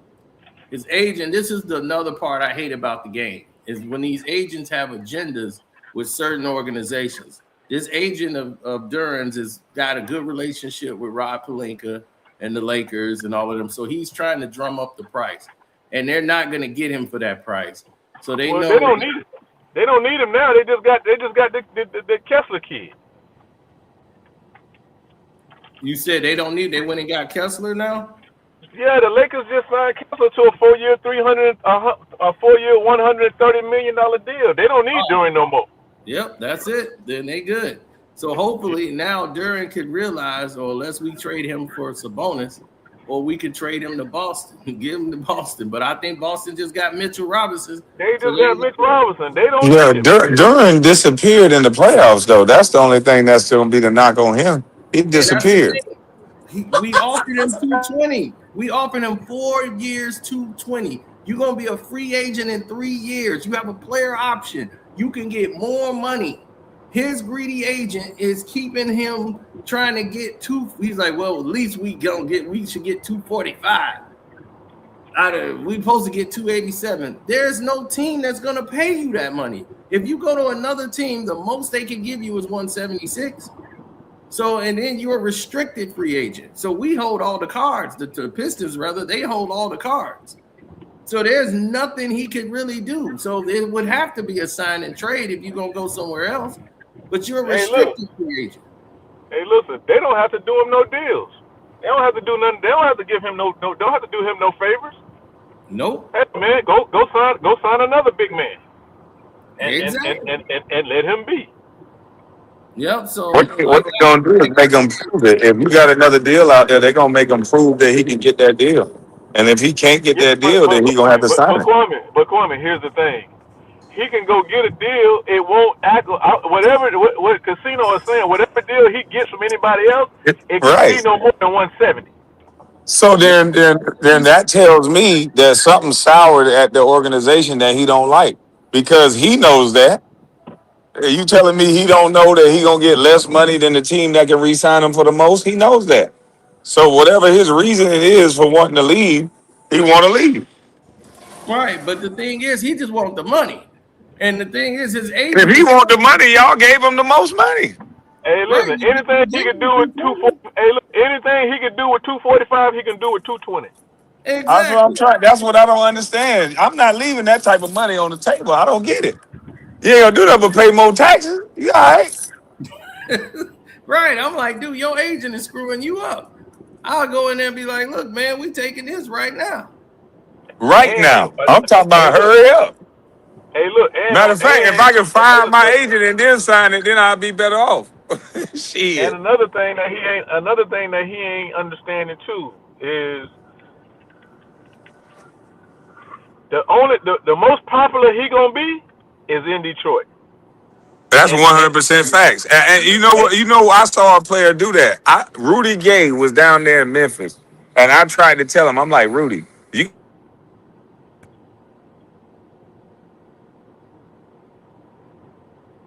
went out, KB.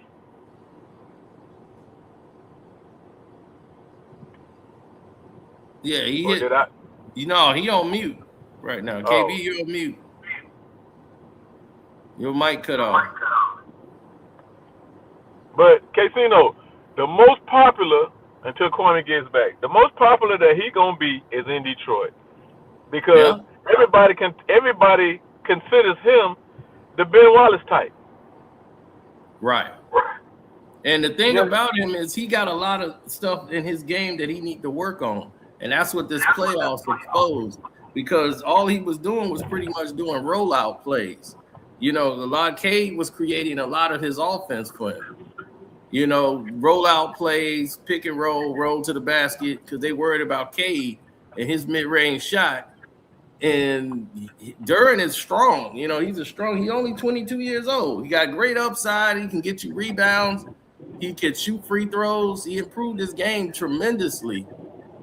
His athleticism is just that when you get in the playoffs and they gonna focus on just you gotta damn, have I might be fucking up. variation to your game, and you can't. You know, once they see you, they can get to you mentally and wreck your confidence. Then he starts to shy away and shut down. I don't like Cade. I don't like Cade as a point guard though. I will say that. Why not? I don't like him as a point guard. It's hard for your point guard to be your lead scorer, bro, and you win No. championships. That is true. Yeah, but New York Knicks just did it. But Yeah, but that's different. Their team has a different makeup, right? Those other guys from New York can score. Them other guys in Detroit can't score. That's what I'm saying. It's not Cade's fault that old boy disappeared. He's supposed to be that guy. Duran's supposed to be that guy. But what I'm saying to you, Kwame, is if you remember what the Knicks did, that was brilliant in Game 3. They brought in Jose Alvarado and they moved old boy to the 2, so he'd have to bring the ball up the court, and he was able to save his legs and finish games. Cade has to score too much for Detroit. Well, then that's a Detroit problem. They need to put players around him so that he can take a lesser role and just hit big shots like Chauncey Billups. But see, they didn't do that all year. Bring in a point guard, a Drew Gooden, and then bring in, a Drew Holiday, and bring in a Jaylen Brown, and move them to the 2 and the 3, and watch they destroy everybody. I would like that, and that's the thing, is that he feels better at the point because they didn't have a point. And Ivy was supposed to be that guy, but once he got hurt, they had to move Jaden Ivey out the way. Then Cade, I don't think Cade is the same player at the 2 guard. I like him on the ball. He's more dangerous on the ball because he could set up everybody else. He opens up their game. Detroit, let me ask you a question. Fifth in offense last year. Let me ask you a question. Who he gonna set up? Tell me who he gonna set up other than Jalen Duran. Who he gonna set up? We had Dennis Jenkins out there. You had Tobias Harris, who played great in that system. It really freed him up to play, pretty much the wing. And that was the one he went. That's the way he likes to play. He reminds you of a Wiggins. He can't be a 1 or 2, but Tobias Harris is great and he can flourish being a third option on the floor. And that's how they won 60 games last year. They were moving the ball around, and then everybody helped out on defense. But in the playoffs, for some reason, JB did not use the methods that got us all these wins. It was too much K playing the entire game, and we don't play that way. And I'm baffled as to why he decided to do that in the playoffs. It's like, dude, trust what got you here. It doesn't even make sense. He shortened up his rotation. Yep, he shortened up the rotation, and the Pistons was like 10, 11 deep, and that's how you know what happened. You know what happened. That heart got to racing and that blood got to pumping. It's playoff time. He got nervous, and that's what happens when experience step in. When you got a coach that has that experience, you got to still be able to play what got you there. He's a young coach. He'll be better this year. He'll be better this year coming up. Well, I hope so for his sake, because I'm gonna run him out of town if he do that again.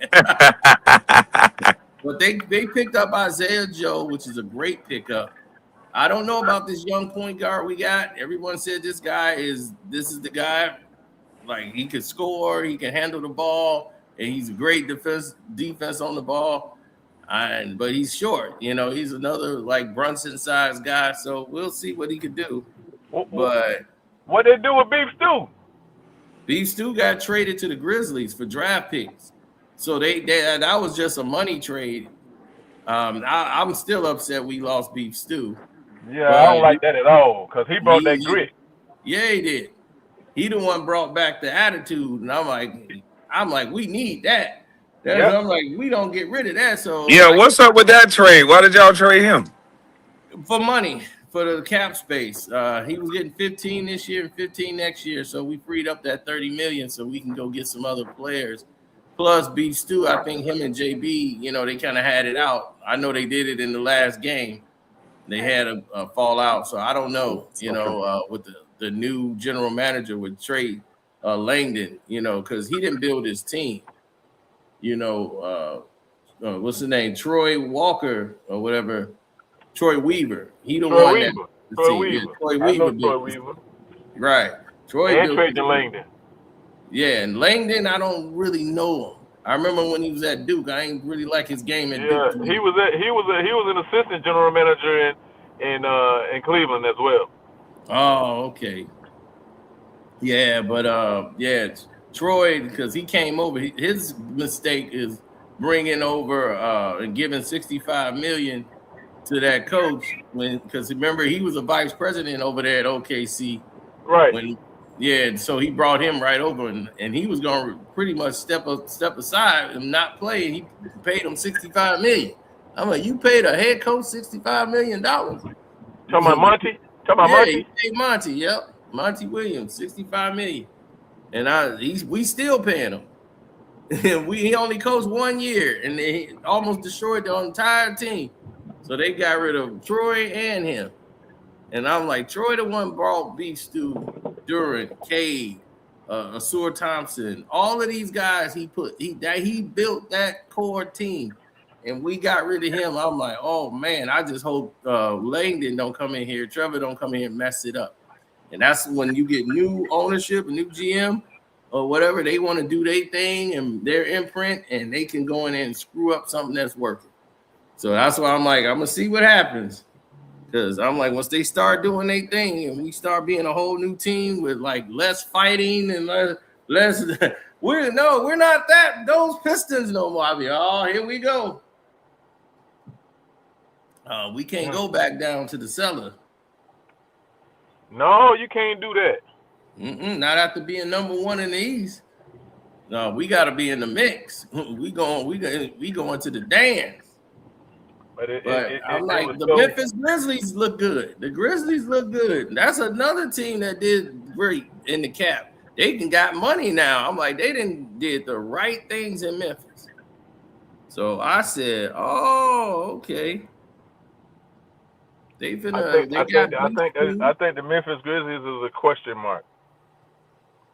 Well, yeah, but they got themselves in the right direction now. They got rid of Right. Ja Morant. They got a young team. You got the young kid Jalen Wells over there. KCP is there. You got Cedric Coward finna come up, who I like. I was like, oh yeah, that guy's gonna be something. You just got Cameron Boozer in the draft. You got Jeremy Grant, so he can learn and play with Jeremy Grant. You got Beef Stew now over there. You got Adama.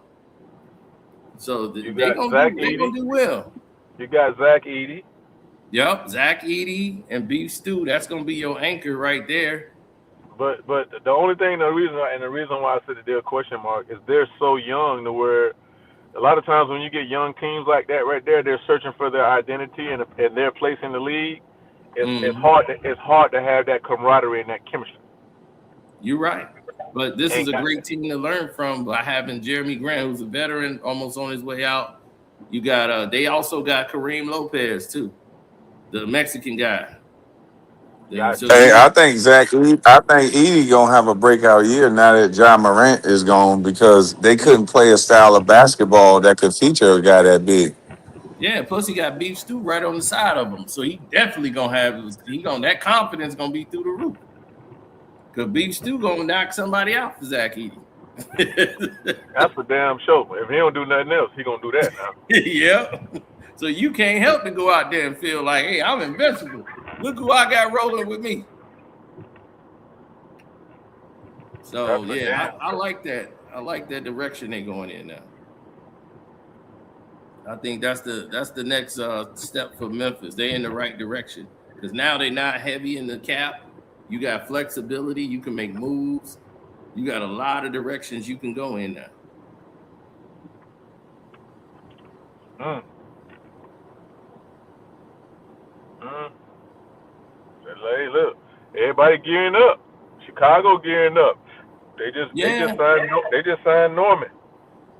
Yo, okay. I was wondering where he was going, and everybody thought he was coming to the Pistons, but that's a better fit for them. But Josh Giddey, because they building the team around Giddey. Him and Bruce Ellis is a good team to build around. Like that's a good foundation of pieces to build around. Plus, you just got one of the best players in the draft with Caleb Wilson. So Caleb Wilson. I'm like, yeah, I love his game. I like what he brings. And his confidence level is up as a rookie going in there. And I think he's better than AJ to me. And I would take Peterson too. You think he's better than AJ? Yeah. Okay. I think as far as like skill set, I think he has a lot more. And then confidence. I think his confidence is a lot higher. And then when they played each other, I got to see it too. So I was like, oh yeah. I wasn't wrong. I was like, yeah, I wasn't wrong. Yeah, this kid gonna be something. It's just that, but he's with the Bulls, and it's the Right. offense ain't gonna be catering around him. So we'll see how that works.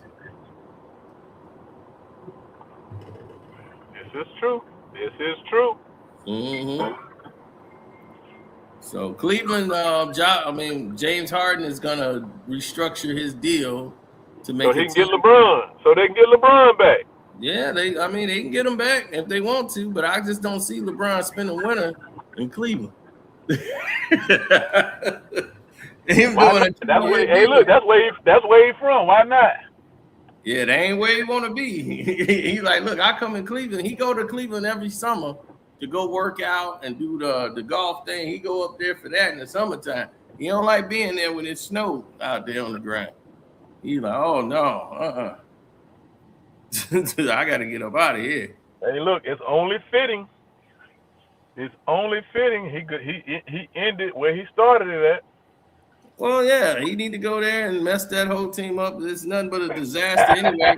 I feel bad. I figure wherever he go, the drama gonna come right with it. He like a walking soap opera. Hey, look, and bring old Brunny with him. But Oh yeah. listen, I don't think you're wrong, Chucky. I think he gonna finish where he started, but I don't think this is last year. No, I think he he's gonna play playing two more. for 2 years. He playing for 2 more years, and then they gonna get Yep. his other son Bryce.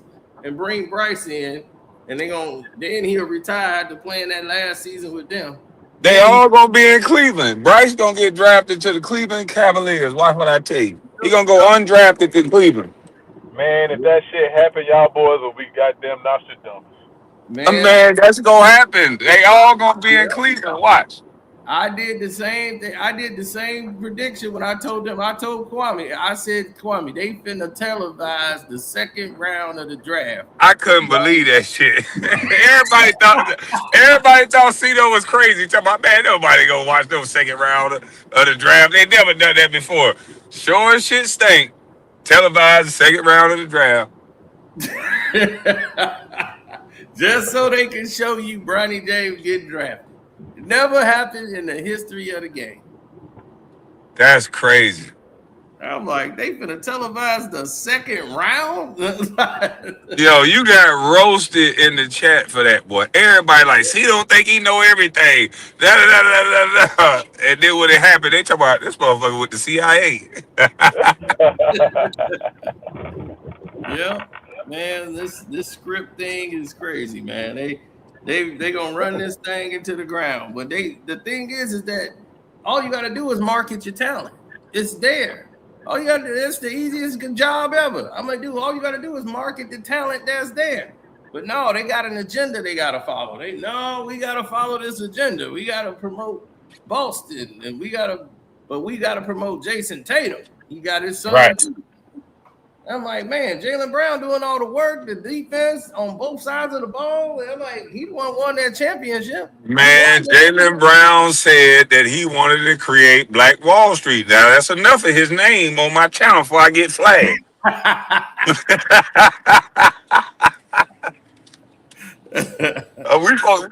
We supposed to be spewing hate about him. We supposed to be saying, well, you know he arrogant, right? You know nobody don't like him. How the hell can you like somebody that's trying to build Black Wall Street? What the hell wrong with him? Yep, exactly. And that's like, man, He uppity. He uppity, man. You know how that go. he said the Cavs, they tried to trade either Harden or Mitchell for Jaylen Brown. Well, the thing is that James Harden is opting out of his contract so that they can restructure his deal. He had 41 million this year. Whoa. Wait a minute. Hold on. He finna give away $41 million? Yeah, he opting out, so they finna rework the deal, so he gonna have longer with Cleveland and everything. They're gonna work out a deal to make it team friendly. That's the only way he's opting out of a deal. James ain't gonna leave no money on no table. That money got to go to strippers. Hey, look. I was about to say. And if you Cleveland, you're more likely to want to give up Donovan Mitchell than James Harden, because here's why. What? Why would you keep an old swole belly Harden over Donovan Mitchell? Okay, so here's why. In this year, Kwame, he's eligible for an extension as of July the 7th or July the 8th. Mm-hmm. All right. Oh, Harden? No, Donovan Mitchell. Next year, if he waits, he can get the supermax of $340. Yep. They don't want to pay him $340. Nope. No. So, that's why if they can get off of him now, they can get something for him of value. Yeah, they're not paying his ass no $340. Wherever that's he's what going, I'm trying to tell you. So to answer your question, that's why. Yeah, he's probably going to inform them that he wants to go to Brooklyn. So he wants to play where, his hometown. He from New York. The Brooklyn Nets been wanting him. So this is why Brooklyn has saved up a lot of money. They got a lot of money. And Donovan Mitchell is the guy they would definitely go get. And that $340, they'll bring Donovan Mitchell right to Brooklyn. Damn. And then my Davi gonna take every last dollar of that goddamn money.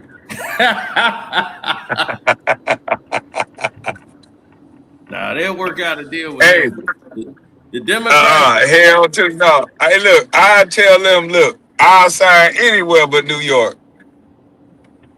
Oh no, They ain't gonna let that go. You gonna Ain't still have nowhere to in the pay fuck. tax.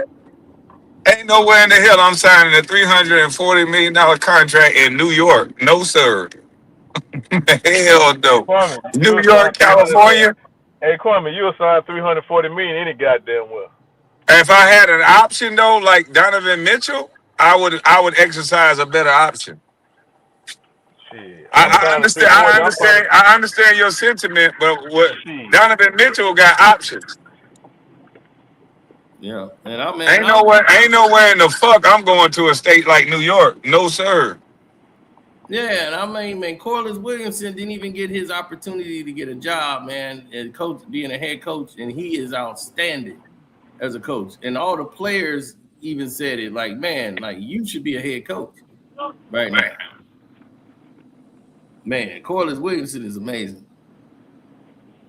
Like this dude has worked with all of these talents and got them like playing better and teaching them the game. Yeah, good stuff. And I'm like, Corliss Williamson, man. I was like, we didn't Sam Cassell, another one. We can't get these guys jobs. That's like, I'm like, this is what's weird about the NBA. Man, because they don't drink wine with LeBron, bruh. Yeah, LeBron finna be getting on the ownership team. He finna be a part of this ownership for Vegas. And that they'll be probably ready in 2020 after the 2028 season. They do the expansion and bring this Vegas team and Seattle team together. And Kevin Durant's got the Seattle team, and LeBron's got the Vegas team. So what white coach LeBron gonna hire now? Well, I don't know who he gonna own the team, but he'll be in a group. But here's the problem: it's another people that's finna buy a team in Vegas, and they don't want them in there. These people with BlackRock, so they got billions, and they want to buy the team in Vegas. They want to put in their bid. So LeBron is mad because he's, hey, wait a minute, I was promised. Like he's like, I had a deal. What y'all doing taking other people's bids? They was like, man, we gonna have to entertain it because they coming with more billions. And BlackRock got money. These tech guys. So they got all the money. they want to buy an NBA team in Vegas. Damn. So LeBron gonna have to, he ain't got that kind of bread. He's like, hey, wait a minute. Me and my partners, we thought we had this locked up. They finna, like, how much LeBron bid is? Or we finna bid more than that. So now this gonna come down to which one they gonna roll with. Yeah, BlackRock, they are part of damn near every company in the motherfucking United States. Shit. Exactly. So I'm like, shoot, Damn.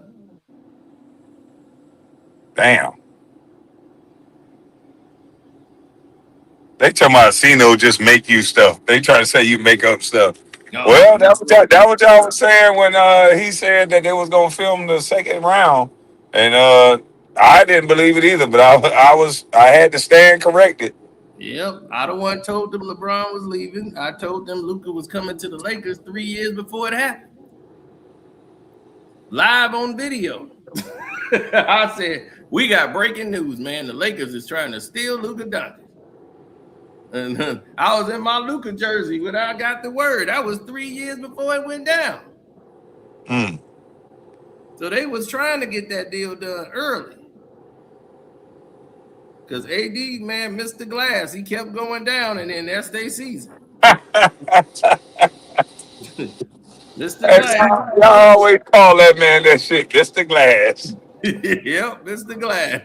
Man, that's a talented dude, though, boy. When he on, man,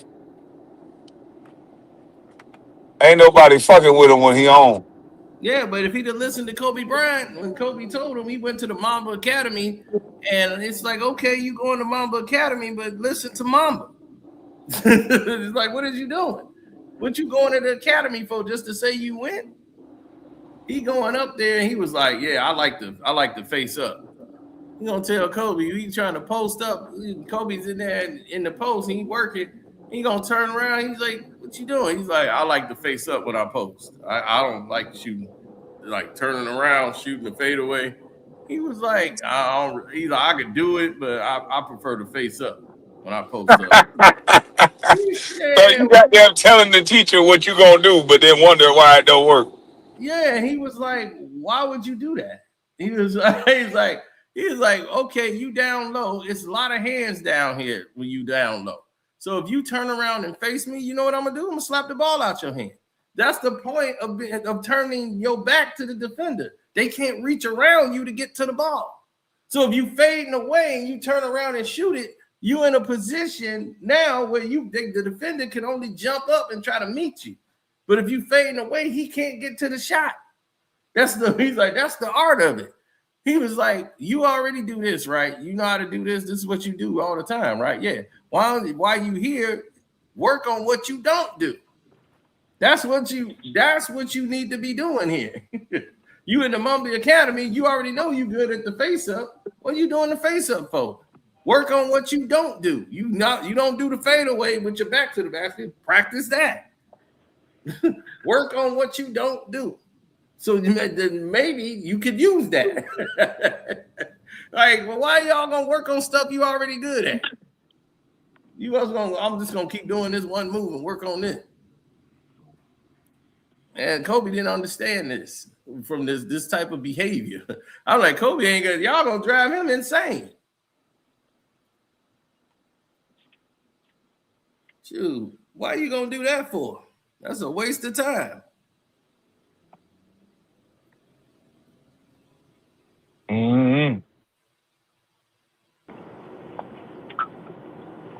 Fellas, I'm about to step off of here, man. Y'all boys be good, brother.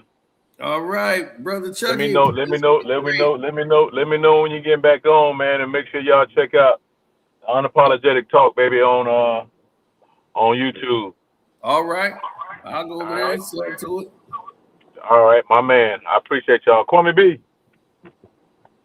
I appreciate you, my brother. We're gonna talk soon.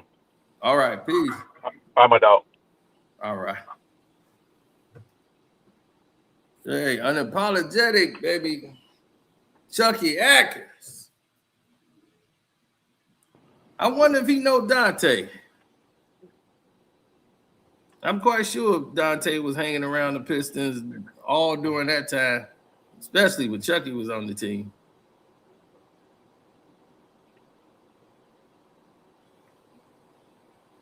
He said AD is an elite two-way player. He was young when he was younger. AD is the type that plays well when he has another big on the side of him. When he had Boogie Cousins playing beside him, he was invincible. It brought his game to another level. When he played with the Lakers that year, he played with Dwight Howard. That brought his game to another level. He needs to play with another big on the floor. That brings his game up. It takes away from what he has to do. He don't have to go in there and battle for the boards. And he got a lot of help down there now when Dwight Howard was there. That's why they went to go get Dwight the second time around. Like, we shouldn't have let him go.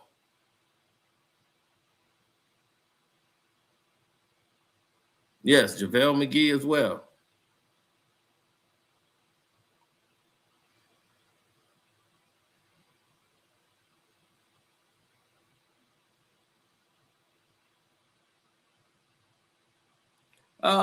No, I really don't see it that way. LeBron's frustration syndrome is more powerful than Jesus. Yeah, the Lakers was to lose, or LeBron would lose 3-4 in a row. His attitude, the way he handles adverse situations, he doesn't know how to motivate a team. He pouts. This is what I mean. Like, he's a powder keg. It's an explosion, and it's all this rah stuff that doesn't really mean anything or help your game. It only hinders it. It messes it all up for you.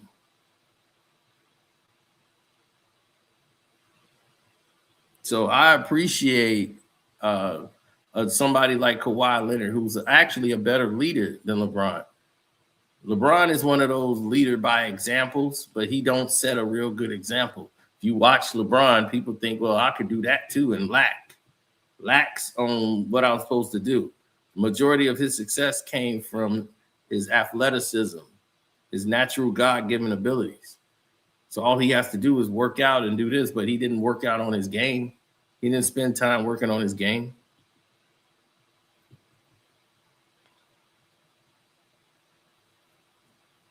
No, he spent time being himself.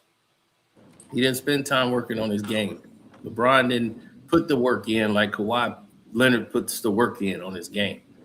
LeBron's gonna play golf, lift weights. He depends a lot And on his just shoot threes all goddamn day. That's what the yeah, problem I see.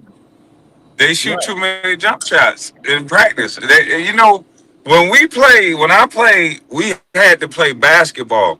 You go up there, you get the runs in with Antoine, MJ. They all played, no matter what age they were. They played basketball until they could not play. And these guys don't play basketball because there's so much money in the game. It's better to just work out and make opposed to running the risk of hurting your ankle or a knee or anything like that and miss out on all this money. That's true. So that back in the days, like they had practice, they real practice. It wasn't just we just gonna shoot around. It's like, yeah, let's just get some shots up and then that's that. No, you had practices that really came in. Like coaches have to run the practice. Now practice is like an anomaly. It comes in once every blue moon. Somebody's doing a practice.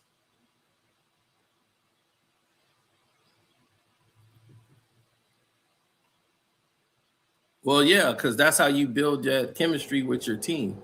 See, if you don't practice a lot, this is why the Pistons were successful because they did a lot of practicing. So those guys, like say somebody get injured and another guy got to step in. He knows the offense, he knows the sets, he knows where he's supposed to be because you've already built the rapport with the second team and the third unit coming in. These guys know how to be utility guys. They plug in every hole where you got lacking because they know how to step up into the situations because they practice. And this is why those teams who are really well and oil-tuned that practice a lot, like the Indiana Pacers, that's why there was no mistake with them. And you guys is like, who's these guys? How are they winning? Because they practice a lot together. And you guys don't know them, so they're able to run up and down the court like gazelles and run these plays, but you don't know who to defend or who's going to be the guy scoring because they're not star-based. They're mostly effort-based.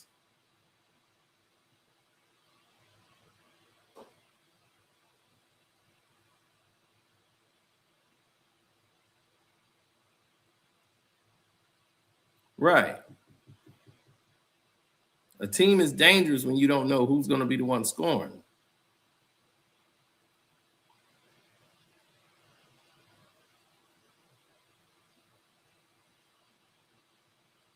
No, Kawhi is highly skilled basketball player, highly skilled. LeBron is athleticism. His game was never built on basketball moves, footwork, none of this. It was just athleticism.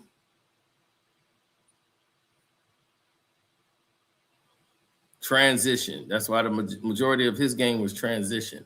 If you look at Carmelo Anthony was outside, inside posts, weak side, strong side post moves. That's why when he came in the game, Carmelo Anthony had a seasoned game and he outplayed LeBron James in his rookie year. This He damn made, Wi-Fi killing me, man. Shit, can you hear me now? yeah, I can hear you now. Okay, cool. Damn. Yeah. Shit. So LeBron was athleticism. He was transition basketball. That was what he know. He didn't know footwork. He didn't know post moves. That's why Carmelo Anthony had more of a seasoned game because of more of a pro style game at the time because he could post up, he could shoot from the outside, and he didn't have to face up. He could actually go in the post and back you down. He had moves. And as a rookie, and he only enhanced those as he got better and got stronger. See, But, that but first year, I wanted to say something to you on the practice tip because I think these guys practice all the time. They practice a lot. It's just they changed the style of how they practice. When we practiced, it was more contact. It was more playing basketball. But towards the end of my career, everything turned non-contact. It was like almost like a flag basketball. We're just walking through shit and just talking about it instead of actually playing and going through the bumps and bruises and getting that callus that you need to be able to get through a season. And Right. so it's a lot of shoot around type of practices instead of actually playing the game. And the only way you get better, you used to box. What would happen to a boxer that only go and hit the mitt and hit the bag and don't go in there and spar, and then he got a fight coming up? What would happen to him? Yeah, he'll be like me. You're gonna get first hit, bow. Whoa, wait a minute. Hold on. That wasn't supposed to happen. Time out. I got cracked. What? They'll be laid out. I was doing good. I was doing good in front of the mirror, boy. Bop, bop, bop, bop, bop, zip, bop, bop, bop, bop, zip. Next thing you know, boy, whoa, wait a minute. Hold on, time out. Where's the mirror at? I'm like, wait a minute, that's gonna leave a mark. And so, but see, that's why you see LeBron everywhere he go. A lot of these teams, they lose their steam in the second half.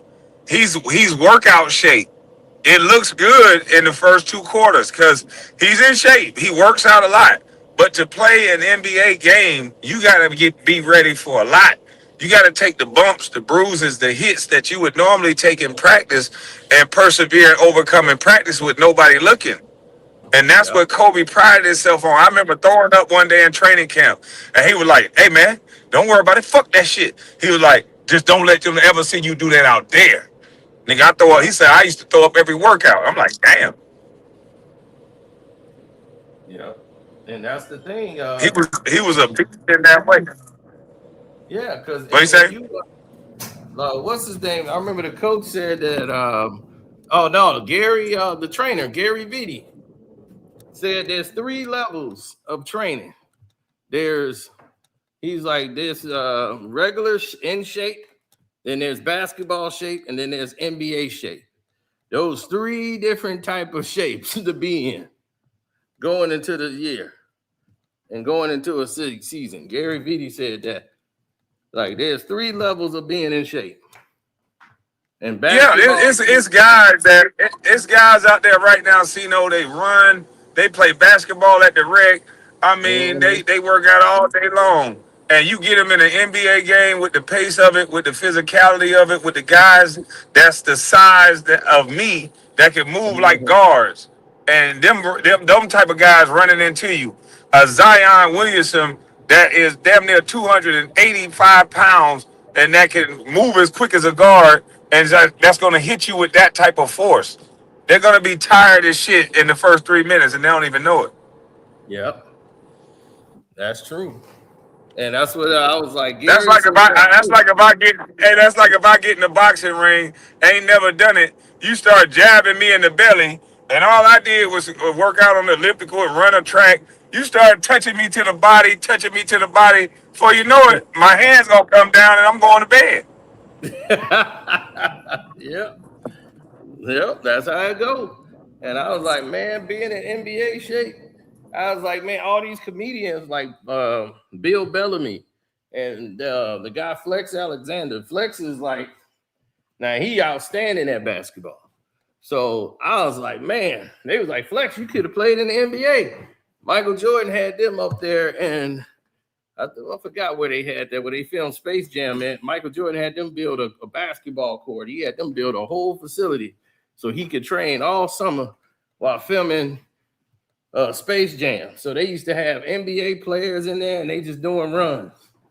And, man, he had the comedians in there. He's like, man, why don't y'all come in there and run with us? So they come in there, and they running. Bill Bellamy doing his thing. Bill Bellamy's like, Mike got pissed. Somebody hit a shot. Mike got so damn pissed off. What was that? Tyus Etney. He got Michael Jordan with a move. He drove it all the way down like he's going to do a layup, and he stopped. And Michael Jordan just sailed past him. He was going to block it, and then he just laid it up off the glass. Mike got so pissed. The whole game changed after that. Bill Bellamy was like, man, him and Flex, he's like, man, we was out of there after that. The game hit a whole nother level. It was no dribbles. It was zip, zip, zip, zip, zip.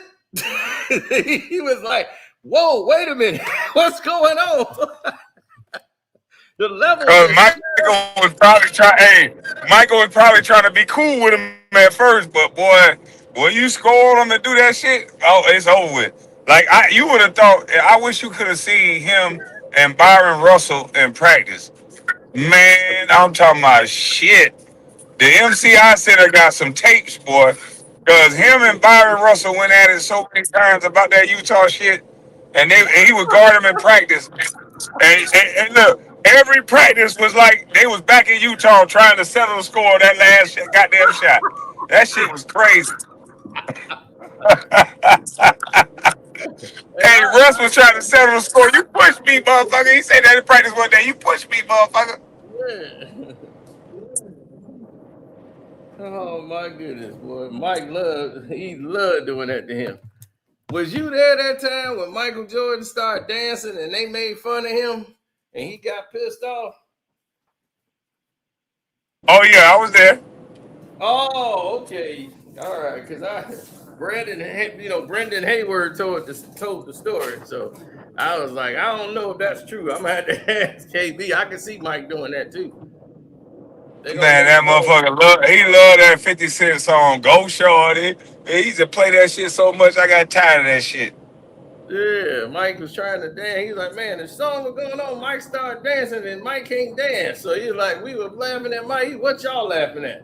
I'll trade y'all ass to Vancouver. Hey, I wasn't laughing at Mike because I already knew what pressure he was coming with.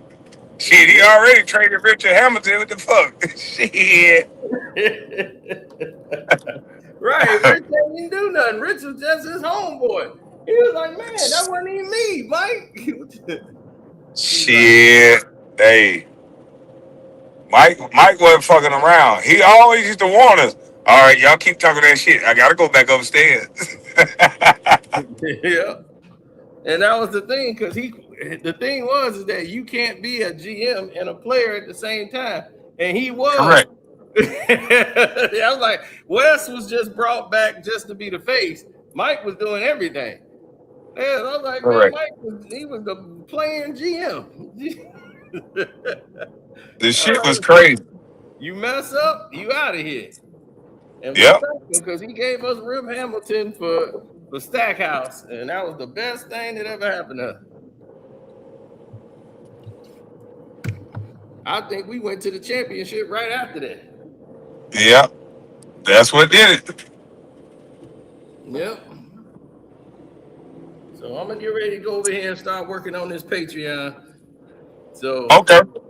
Yeah, thank everybody, man. Yeah, everybody, if y'all want to go see some excitement, me and Mace talk for over an hour and a half. You're gonna want to go on the Patreon and see that. We talk, man, and that's how a good conversation is supposed to go. Yeah. I gotta go check it out. Y'all go over to Parcino Patreon, check it out. Yes, sir. Thanks for having me up. Appreciate it. Man, appreciate you coming up. All right. Bye, chat. Thank y'all for staying with us all this time. And don't make sure all y'all subscribe here and hit that notification bell so you can be notified every time. All right. Salute. Yeah, man. Salute to y'all, man. I'm up out of this thing. I'm gone too, man. Appreciate y'all. I'm up out of this thing.